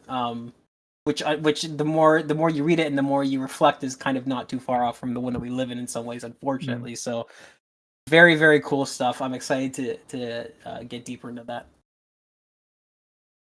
It took me a while to figure it out too. I think the more you go into it, the more the gameplay will become more fun. It'll be fun to manage. The first hour is like kind of tutorializing. Like you don't really get the groove until like by the end of the second hour.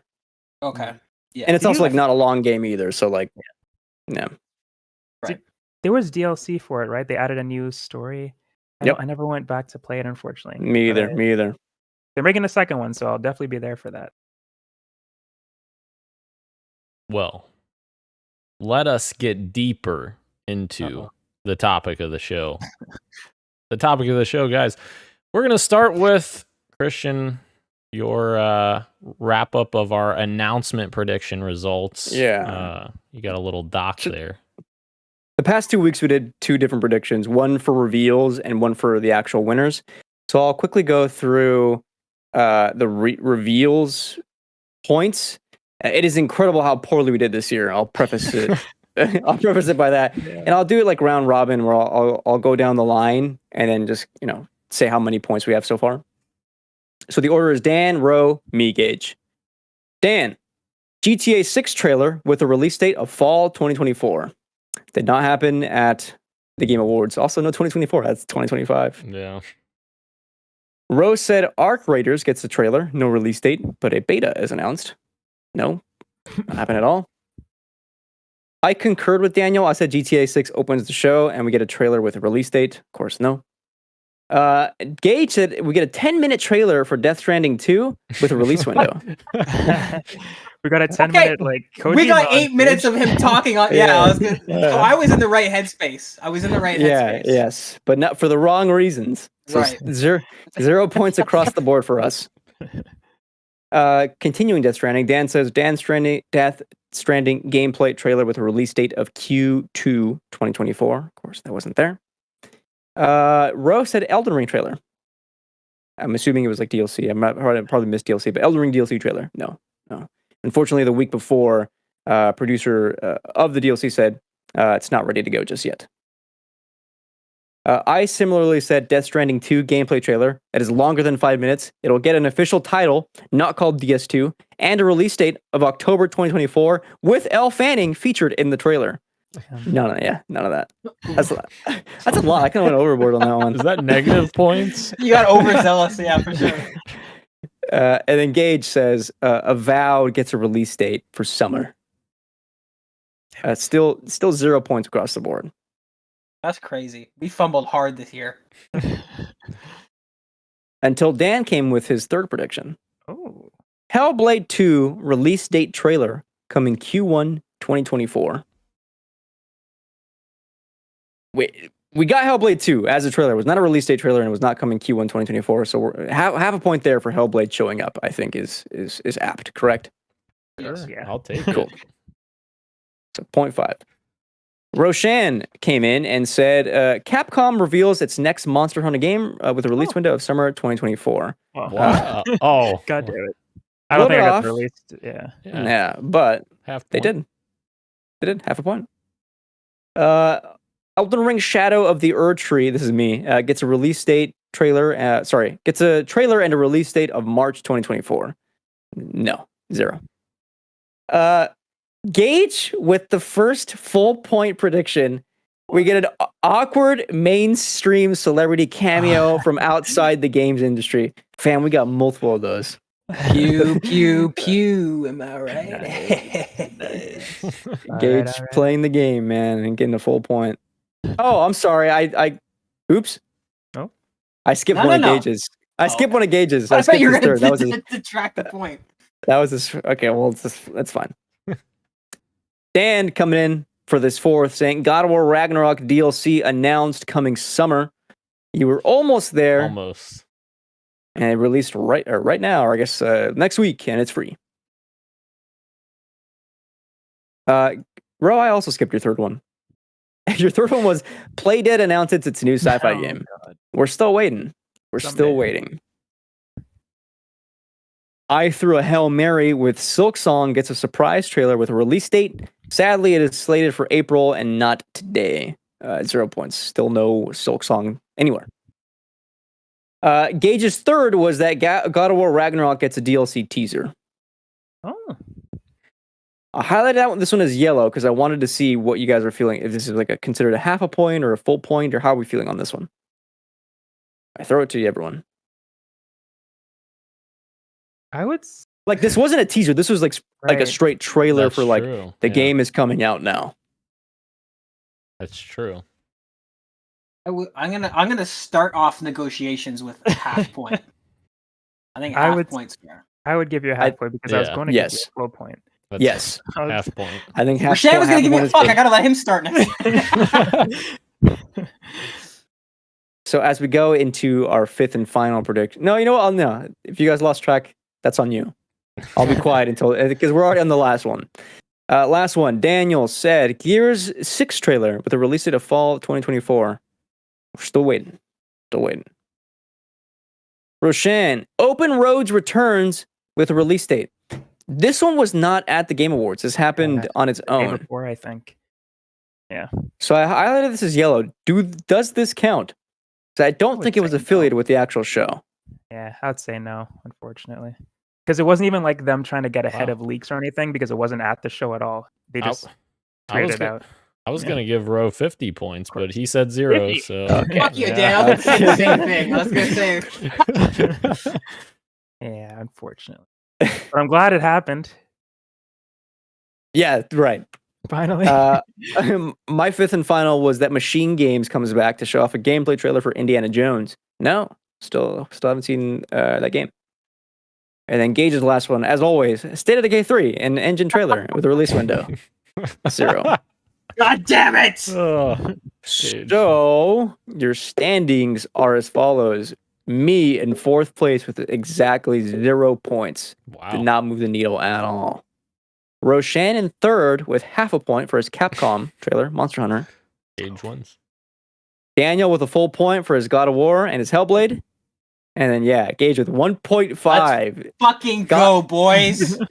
A W's a W. That's what I'm fucking talking about. It's about time. Now, you know what's funny? I always think to myself that I am the one who gets overhyped for these game shows, and I don't keep it in line. I was like, I'm gonna dial it back this year. But looking at all of our predictions, we all have a pattern of this is crazy. Like we were all way off base. Yep. Mhm. Absolutely. One of these years, one of us is going to be right. Eventually. On one thing. On one of those crazy predictions. On one of we're those gonna things, be right. All right. Now we move into Game Awards 2023 prediction results for the actual awards, and I'm assuming we're just going to talk about the 15 that we predicted. Yes, yeah. And if you want to talk about any of the winners, then feel free. I wrote them down. Best multiplayer went to Baldur's Gate 3. I got that one correct. Dan said Diablo. Rose said Diablo. 1 point for me. Best fighting, which was relegated to, I think, an off-screen award, went to Street Fighter 6, which I got right and Ro got right. And Daniel guessing Mortal Kombat 1. Did not happen. Oops. Best RPG, another one that was relegated to the speed awards, went to Baldur's Gate 3, which we all guessed correctly. Congrats to all of us. Let's go. Best action adventure game, another one that was relegated to the side, went to Tears of the Kingdom. Congratulations, Daniel, for that full point. I guessed Spider-Man 2. Sorry, Ro, you also guessed Tears of the Kingdom. So that is another point for you.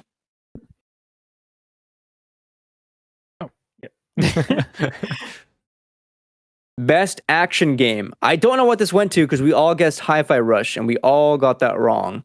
I'm assuming this was Armored Core 6, if I remember right. Yep. I think this was Armored Core 6, which I was, nominated for 1 award, won 1 award. Let's go, baby. Spider-Man, nominated for 7, won how many? That many. None. Best debut indie, which did get an on-stage award. Ro guessed Pizza Tower. No. I guessed Dredge. No. Dan with his I don't know, Cocoon. Yes. Cocoon won that award. Strangely, Best Independent Game did not get an on-stage award. Cocoon was Daniel's guess again, did not win.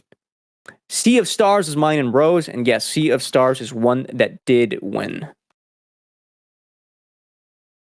Best Performance, we all guessed Ben Starr. No, the award went to Niall for his work in Baldur's Gate 3. 0 points across the board for us there. Best Audio Design is kind of a Hail Mary for us. There's a lot of great options there to pick from. Ro and I both guessed Dead Space for Moda's work on the remake.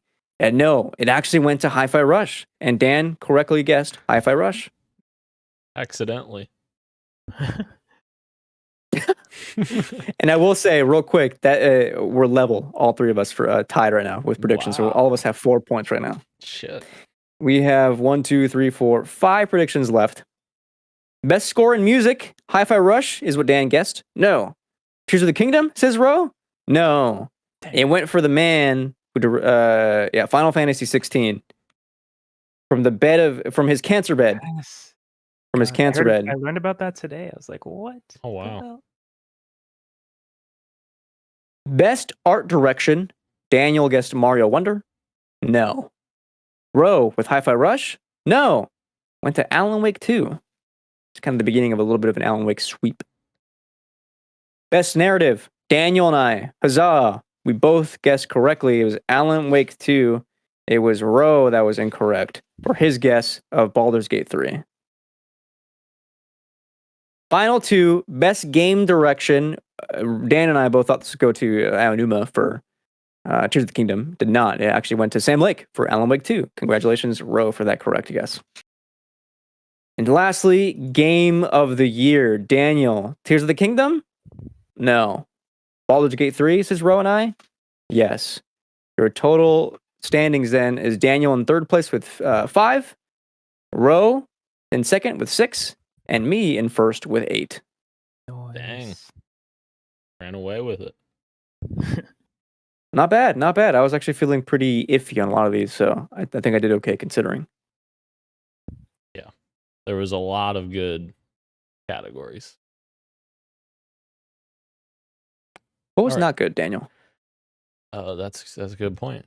Best ongoing game. That's right. Yes. Best ongoing game, which we will just mention right now. Cyberpunk 2077 won Best Ongoing Game. And they posted a little tweet after the Game Awards when Sean Murray was tweeting fuck because someone said in a comment, okay, Sean, don't overpromise. Just say we've been working on something and show some clips. And then they put in quotes, I'm making Earth. And Sean Murray saying, fuck. Because he's, overselling or, yeah.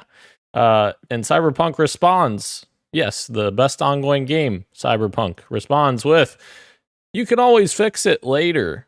Congrats on the impressive reveal. Terrible comment. Terrible comment. Tone deaf. And yeah, and I don't want to, I don't want to plaster this on all the developers that have been working hard on making this comeback, so to speak, because maybe I'm sure many of them don't feel what this comment says, but the fact that this community manager or whoever posted this absolutely horrific post, I just don't understand how we could be excited about giving best ongoing game to a company that posts this, not to mention, in my opinion, that not even fulfilling that category. But right.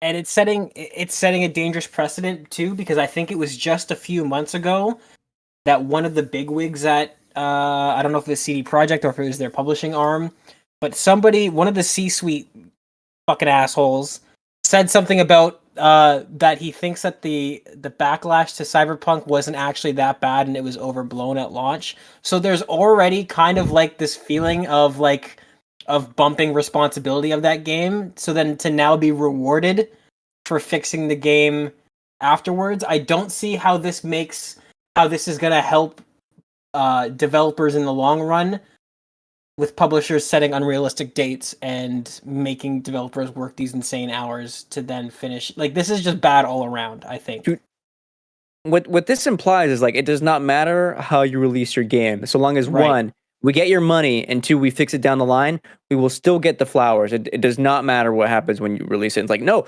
this 100%, you charge people full price for this game, knowing it was broken. What do you mean? This is absolutely off. And the tweet is still up. Like, does nobody care? What? This game was delisted from PlayStation. yeah, That is unheard of. What's the other game that's just been recently delisted from a major platform the day before? Like, this is insane. And it's like, I mean, we're all on the same page. I don't know why I'm getting animated about it, but like, it's crazy to me that this game would be acknowledged. And like we were saying, like there's a few games that we thought should have been nominated that weren't, and that were nominated that didn't. I remember as we were watching this live streaming that this category came up and we were all joking about it. And it was so out of the realm of possibility that I said out loud, could you imagine if Cyberpunk actually won? And then he opens the envelope and the best award for ongoing game goes to Cyberpunk. How disrespectful to the industry and to game developers, to consumers. Like, this game launched on Xbox One and PS4 and it did not run. It did not work. That's crazy. insanity. I think disrespectful is like the best way to put it, because it really is, especially like as you said, as we've been saying, at a place that's supposed to be celebrating Game Awards, there are so many other games that have been doing what that award is supposed to encompass better than Cyberpunk, and it's really sad. And I love Cyberpunk, but it wasn't what it was now at launch, and how they have gotten away with it and got a nice award is crazy, wild. Right. I don't think any of us expected it to win. Like, have what you will about the nominee of Cyberpunk, but I don't think any of us actually expected it to win. It is insane. And I just want to throw this out there because, I mean, they're tweeting to Sean Murray, and there's like this No Man's Sky connection. I don't think No Man's Sky won any awards simply for just turning it around. The game is a legitimate MMO experience. So like, No Man's Sky launched, it had its issues. It was not the game that was promised. There's no beating around the bush. They fixed it, and then they continue to support the game in an ongoing fashion. Right. That's why this game earns the accolades that it gets, because they've done like 220% of what the game was originally supposed to be. Like, it's not. So the fact that they're tweeting with this, I don't want people to start using that as like an excuse to be like, oh well, No Man's Sky. Completely different scenarios, completely different situations. And they CD Projekt said like Phantom Liberty is like the one and only DLC that Cyberpunk is getting. It's literally not ongoing. It's Right. not. It's like not ongoing at all. And this isn't a community vote, right? This is like people who are on the board voting for this, which is even more insane. Like these are the people that are playing these games and are supposed to know what these games mean, and are still picking the obvious wrong choice, in my opinion. And I think a lot of people agree with that. Right. But yeah, that's that. I don't know. It's kind of sad. I think there needs to be some accountability there. I think they need to be more transparent about who is actually voting on these things. Like yes. Jeff always talks about that he's not on the board. He doesn't choose the games. That's cool, and I respect that. But we need to know who is voting on this stuff, because some of this doesn't make sense to me. Very good point. Very good point, Dan. And you know what? It makes me wonder too. Like when we see things like advisory board, like what does that mean? Like what's the connection? Who's making these decisions? Who has input and influence over the show and the winners? That's a really good point. I didn't even think about that. Indeed. All right, let's jump real quick into the last part, because I would like to get Gage's thoughts before he has to do a hard out here in a few minutes. I know it's very, very soon, Gage. But we do want to have a discussion. How do we improve the Game Awards? There's a lot of problems with how the Game Awards is structured, and we have some different, opinions on how that, should take shape or shouldn't take shape or whatnot. But I think there's always absolutely room for a conversation to how do we improve the Game Awards, like, right, consistently staying the same way or changing things up just for the sake of changing things doesn't seem to be working. So I think we need to, think about some meaningful improvements to make this show better, I guess. So Gage, just want to get some of your thoughts before you have to run out of here on what you think about for sure. Some changes. Yeah. I want to start off by saying the main crux of the issue with the Game Awards, and I think it's something that's maybe easy to get lost in the shuffle, or that maybe is being left to be something that's implied and maybe not explicitly said. But the Game Awards, it's not an issue that the Game Awards are bad, or that the Game Awards are somehow a net negative. It's that I think the issue that a lot of people are having is that it's the identity for which the Game Awards gives to itself, and then what we end up seeing, right? So the Game Awards, the issue that I am starting to have, and this year it became more clear than ever, is that Jeff Keighley has always described the Game Awards as a night to celebrate games and the people who make them. Now, obviously, big reveals and world premieres and all that stuff has always been in the Game Awards. It's always been a part of its identity. But Jeff Keighley he's always described them as an awards show, right? Regardless of what actually happens, when Jeff Keighley talks about the Game Awards, he always talks about them as an awards show and for acknowledging devs and all that stuff. And so this year, it felt more apparent than most that devs were kind of being shuffled and put on the back burner to allow for these more elaborate set pieces and for these celebrity hosts and all this stuff. And I think in a year that's been as turbulent as this one has been for game developers, while also still being a blockbuster year that with all these standouts, that it just felt tone deaf. And if there's one place that something shouldn't be tone deaf, is a celebration of an industry at an industry event like this. You know what I mean? Like that's the last place you'd expect to get that feeling. And I can only imagine some of the devs how they felt to win some of these awards, only to find out that they're not only, I mean, they're not going up on stage, they're not getting this time they want to thank people. There's so many different things. So Yeah, I think we all kind of feel somewhat similar in that regards, but it feels like acknowledging the devs and the people who make these games is coming secondary to these big marketing sort of reveals. And I don't know. What do you guys think? Let's somebody else jump in. I go. There's really nothing more for me to add on that front. I think Gage pretty much summarized all of my feelings. I think if and I'll say anything about the awards show themselves, like I think that like night of and the day after, I was so taken aback, but I guess like the lack of focus on awards that I was almost like angry for the devs. And I think there's like enough justification for like multiple like articles and like think pieces from insiders and like various like devs to be outspoken about that. I totally think that's justified. I think my initial thought of like the Game Awards like doesn't need to happen anymore. They need to shift into like summer games, like Winter Games Fest, whatever the conversation was on Twitter, like is the move for them. I'm probably walking that one back.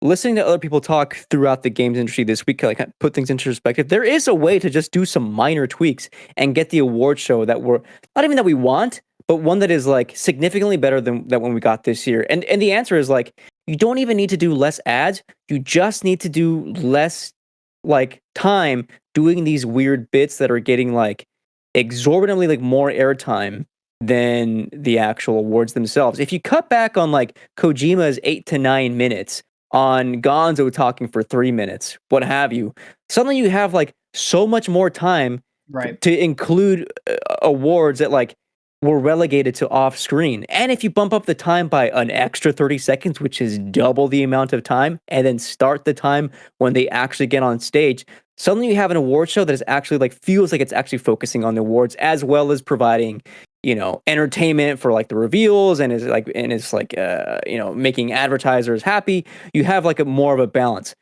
because this year did not feel like a balance at all. It felt extremely stifled.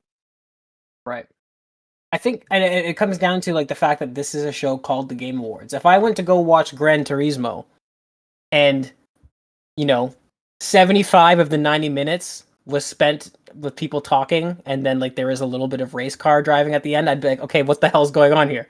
This is called Gran Turismo. Where's the Gran or the Turismo? And so when you have a night that's called the Game Awards, it doesn't matter that it's all that what its DNA is that has all these reveals and celebrity entertainers. This is the way it's always been. It's like I understand that, but at the same time, it's something that is kind of like it's called the Game Awards. So, go ahead. Something someone mentioned, because I tweeted like, think of how much money Jeff would save by not getting someone like Timothée Chalamet at the Game Awards. Let's be real. No one is watching the Game Awards because Timothée Chalamet is presenting an award. I think the move and what like journalists and developers were saying is like get last year's winners to present the award for the new winner, which is what the Oscars do. And if this show is trying to do what the Oscars are, which is be like the award show for the games industry, because let's be real, this is what it's trying to do, despite many people saying like it's something else. It's trying to be the Oscars of video games. That's like what it's trying to do. Then just have like the winners from last year present. You will save so much money. Suddenly you have much more flexibility in the show you're doing. Right. I think it all comes back to like Jeff, what Jeff's game plan is, what he wants to accomplish. The criticism that people have, none of it is ever like trying to shut it down. If anything, a lot of this criticism is trying to guide him towards what he says he wants to do, right? And somebody it was Alana Pierce that brought this up. She had a pretty good video about this. And this is something that I think about a lot, and I think a lot of people have probably said this, but there's still this air of like insecurity with the Game Awards, where it's like we're trying to be taken seriously, so let's get all these A-list celebrities here. Let's get these mainstream movie actors. See, look, we're just like them. We're just like them. As opposed to just take a breath, take yourself seriously, because video games are a serious force of like entertainment. They're massive. They're huge. So instead of looking for approval for like these A-list celebrities to get all these people here, like Christian said, throw all that out the window and just have people in the industry be here, be surrounded by their peers, and just work amongst each other. And I think having the previous winners be the ones to announce the next ones, like, that's perfect. I mean, these people are already here. They want to be here. That's the thing. Like, you don't have to pay, like, Sean, you don't have to pay Phil Spencer to come to the Game Awards. He's gonna come here anyways. You don't have to pay Christopher Judge to come to the Game Awards. He's gonna come here anyways. Oh, Christopher Judge announced the winner for best performance, right? Right. Can you remember who Anthony Mackie presented for an No, award? I can't. Right, that's right there. You just nailed it right there. I can't. But I get your point. Oh, what was it? You remember? Wasn't it best adaptation because it was Right. Okay, I guess this makes sense. All right, you got me on this one, bro. I might be wrong, but I agree with I agree with the point though. We don't need those celebrities, and exactly what you said. They're spending too much time on people that don't care about the industry because they're just, to me, when I'm looking at them on stage, they're not taking it seriously. They're just phoning it in because they were paid to be there, and they're just doing this long-winded speech about stretching. Like, the amount of time that Simu had, my god, I was like, what are you talking about? I don't give a crap about what you're talking about right now, and I don't think you do either. And it was an advertisement for his game, so I guess that was why he was there. But it's like, I don't know. I think there was something that I said when we were watching it, and I admit that I think I was giving the Game Awards too much of a benefit of the doubt while watching it, because I was enjoying what I was watching it. Right. But I was watching it for a different reason than what it's supposed to be for, and I was like enjoying the announcement stuff, but they weren't giving enough time to the awards. And I think I said something like, what about repeats? Like, why should Baldur's Gate come on stage over and over and over to get multiple awards? And Christian was like, and like, that's true. Like, so what? So what? They should absolutely be able to go on stage as many times as they win awards, because I see like devs crying in their seats when they win an award. Like, their people go up on stage to collect their awards. Like, this shit matters to them, that they get to finally go on stage after years and years and years of work on something. And even if it's just for 30 seconds, even though it shouldn't be for 30 seconds, they get to finally say, yes, we fucking did it. We did it. Like, now we get to bask in our glory for working on this for years and years and years, for essentially us talking about it for like a month. We may talk for it for the year, but most of the time they get like a week or a month in the limelight, and we never talk about their game again unless it's like the topic of the show, or it's like it's forgotten and they work on the next thing. So it's like, we do need to, I think we all agree that they do need to get their time to shine and be on stage and finally talk about the shit that they've been working on all this time, instead of like, the best independent game didn't get any screen time, which is an insane that Sea of Stars didn't get to go up on stage and say anything about their. That's nuts. And that there's in contrast to the Oscars, somebody could win an award at the Oscars, an actor could win an award for like 2 or 3 different movies, because film is intrinsically different than games in that you can make 3 or 4 films in a year. Like, you can be one actor and be a part of 3 or 4 different projects. But like, Ro, you just nailed it perfectly. A lot of these guys are working on a project for like 2, 3, 4, 5 years to release it, and then to not get your time to shine at the self-described Game Awards. That's the thing. And again, there's a difference between the event that you're watching and, the purpose it's trying to serve, because the event was good. And I agree with you. Like, it wasn't until afterwards that I did reflection on this, and I reflected on the show, that I started to notice all the holes in it. But like, as I was watching it, I was entertained. But the problem is that I think this is something that Jeff Keighley doesn't realize, is that the people who are tuning into this already like video games. You don't have to try and like convince them that it's cool. Mm-hmm. Like, I'm watching this. I don't need Timothée Chalamet to fucking tell me that, like, oh, I used to build Control. Like, I don't care. I used to do that too. Cool. Good for you. Get the fuck out of here. Like, I'm here to watch, to see games, and to connect with these developers, and to, hear why you like. I want to know. I want to know how you feel about this. I want to see these people win. I want to see these people shine. And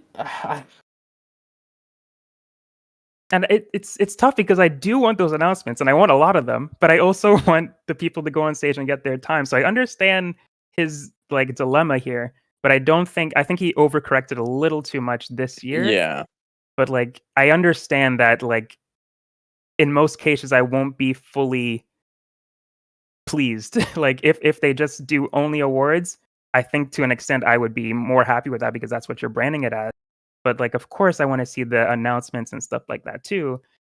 But it's just when that overshadows what the Game Awards is supposed to be like about that gets me upset, I guess. I listened to.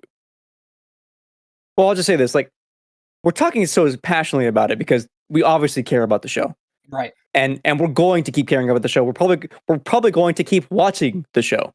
But I listened to Kind of Funny's Games Daily conversation about it because it's pretty insightful. It was Greg and Blessing going back and forth, and Greg started his like kind of take with like, if you want this kind of award show that you're like asking for, there's DICE, which is fair. It's valid. But then I thought about it, I was like, well, let's think about like viewership. Like DICE, okay, the Game Awards last year has racked over 100 million views. 100 million streams, man. You know how much the DICE Awards this year got? Less than 3,000 views.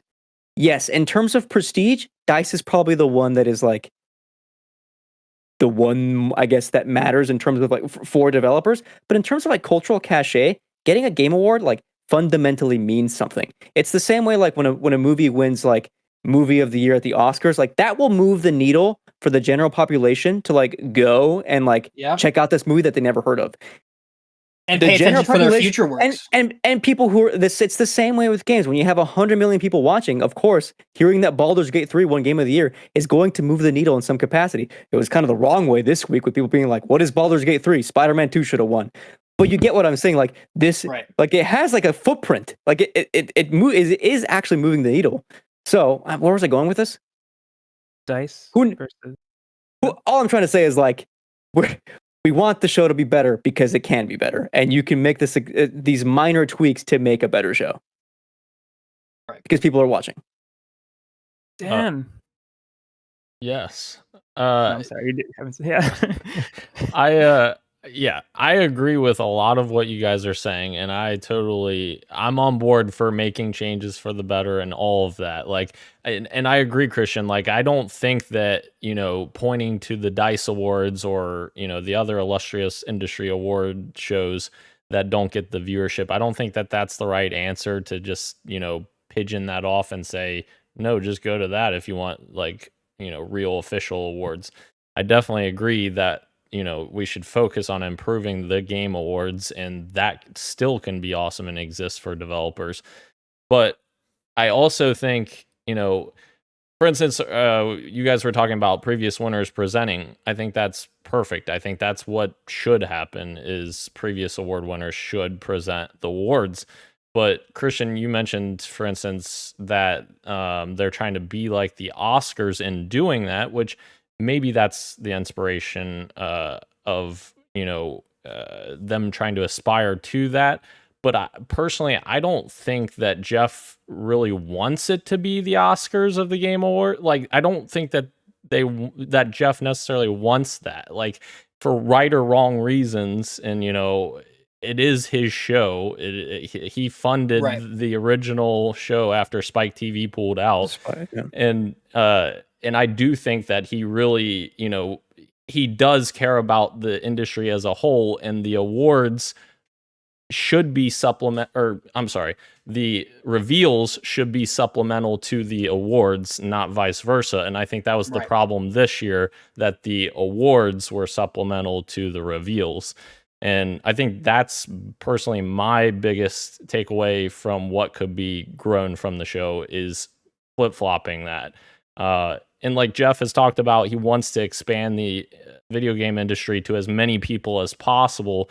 And I think that's why we get, for, again, right or wrong reasons, why we get Timothée Chalamet and all these people, because it's not necessarily for the people watching live who are big gamers. It's for, those takeaways and headlines after the show that, your mainstream media picks up and says, Timothée Chalamet was at the Game Awards. And then you're doing it for the wrong reasons, in my opinion.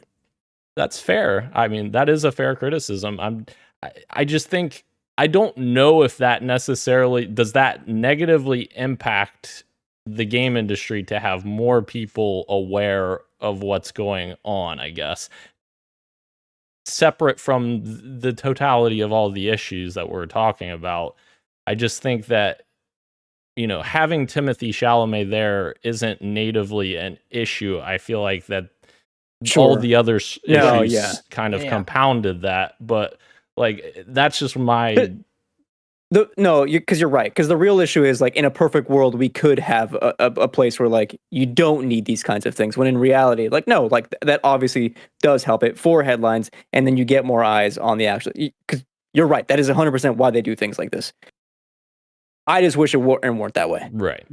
That's fair, and I think part of the problem too is that for many years there has been a criticism that the Game Awards are very, very long. So then to have this issue where it's like, please wrap it up, and it's like, this is a 3.5 hour show. Who the fuck are you telling to please wrap it up? You know what I mean? Like that's part of the issue where it's like I think we can have both of these things. We can have these great reveals. We can have these crazy, zany, wacky dance numbers, but which is good. You're scheduling which is great, which is good, and I love watching clips I show up on my timeline. I'm like, yeah, this was crazy, but. Gage, do you have a hard out, by the way? I don't want you to be late for work.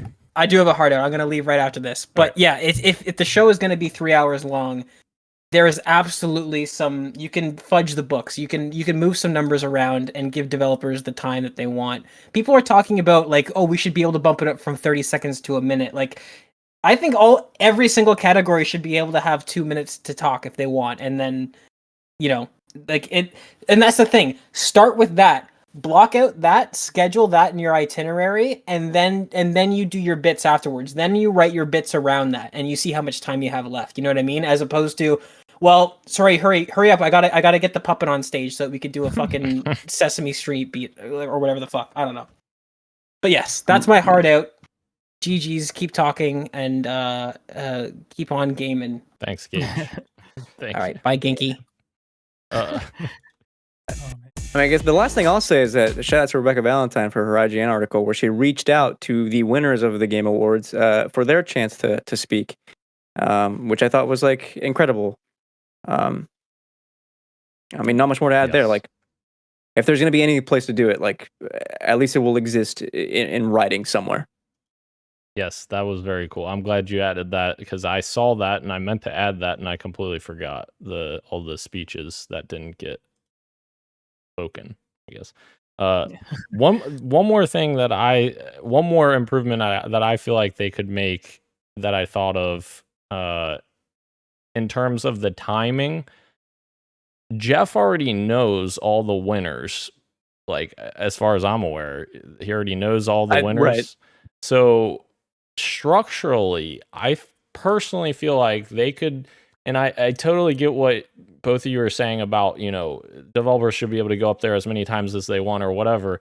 But I feel like it would be far better suited for time if they took something like, if your best narrative and best RPG and best, I don't know, something else, if you know that they've won all three of those awards, position it so that, whatever you feel like is the most prestigious award, you announce that one, and then they come on stage and you say, also, they won best narrative and best this, and you give them more time to speak because of them winning multiple awards. So instead of, personally, I do think they need more time. 30 seconds, that's not enough time for one person.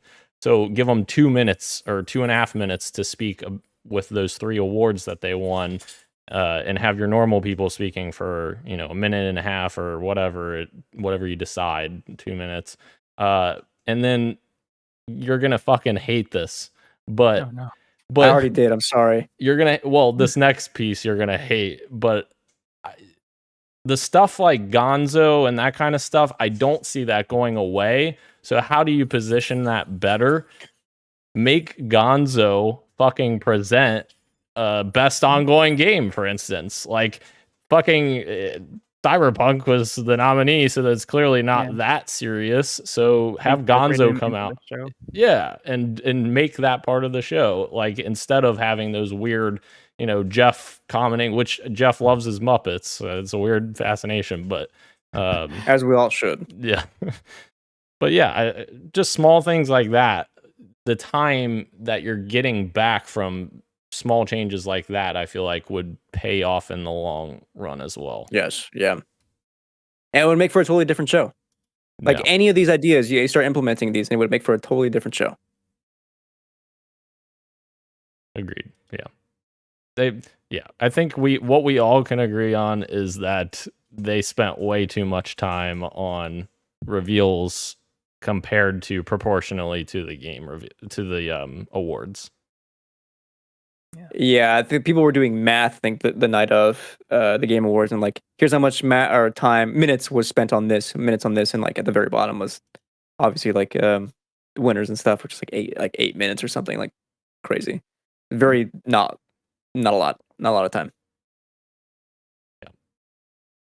Indeed.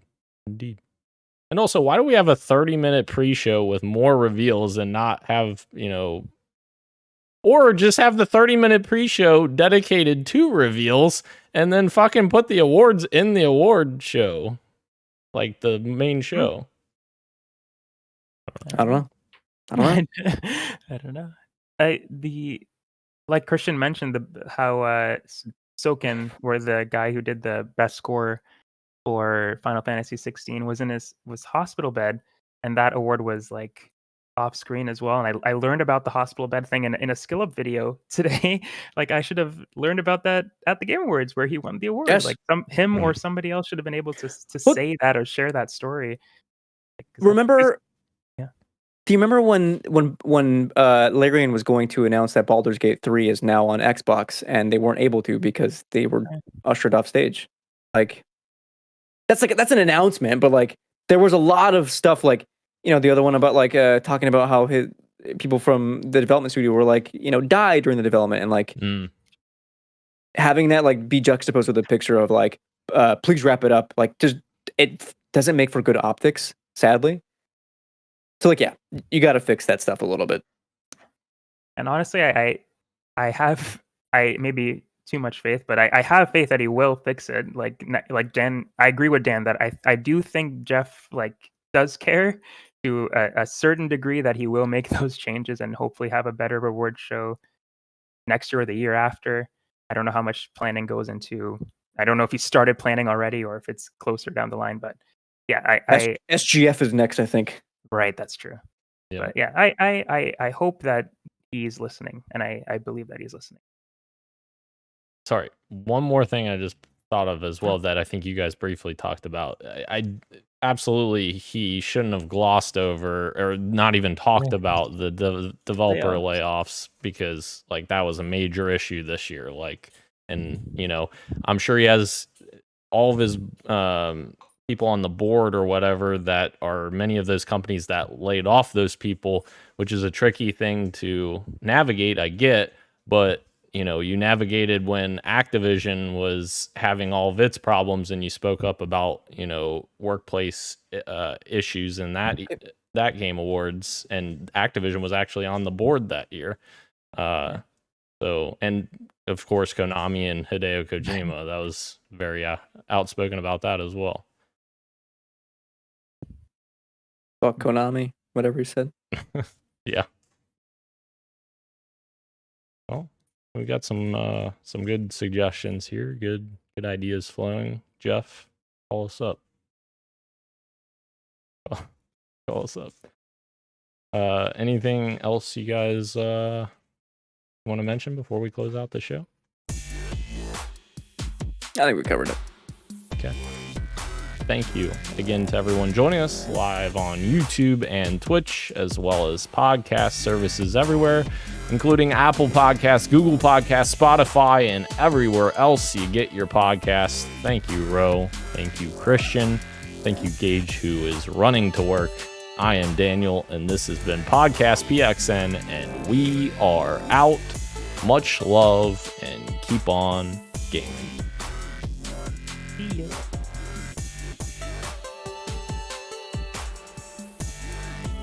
What is that? Saying goodbye. Oh.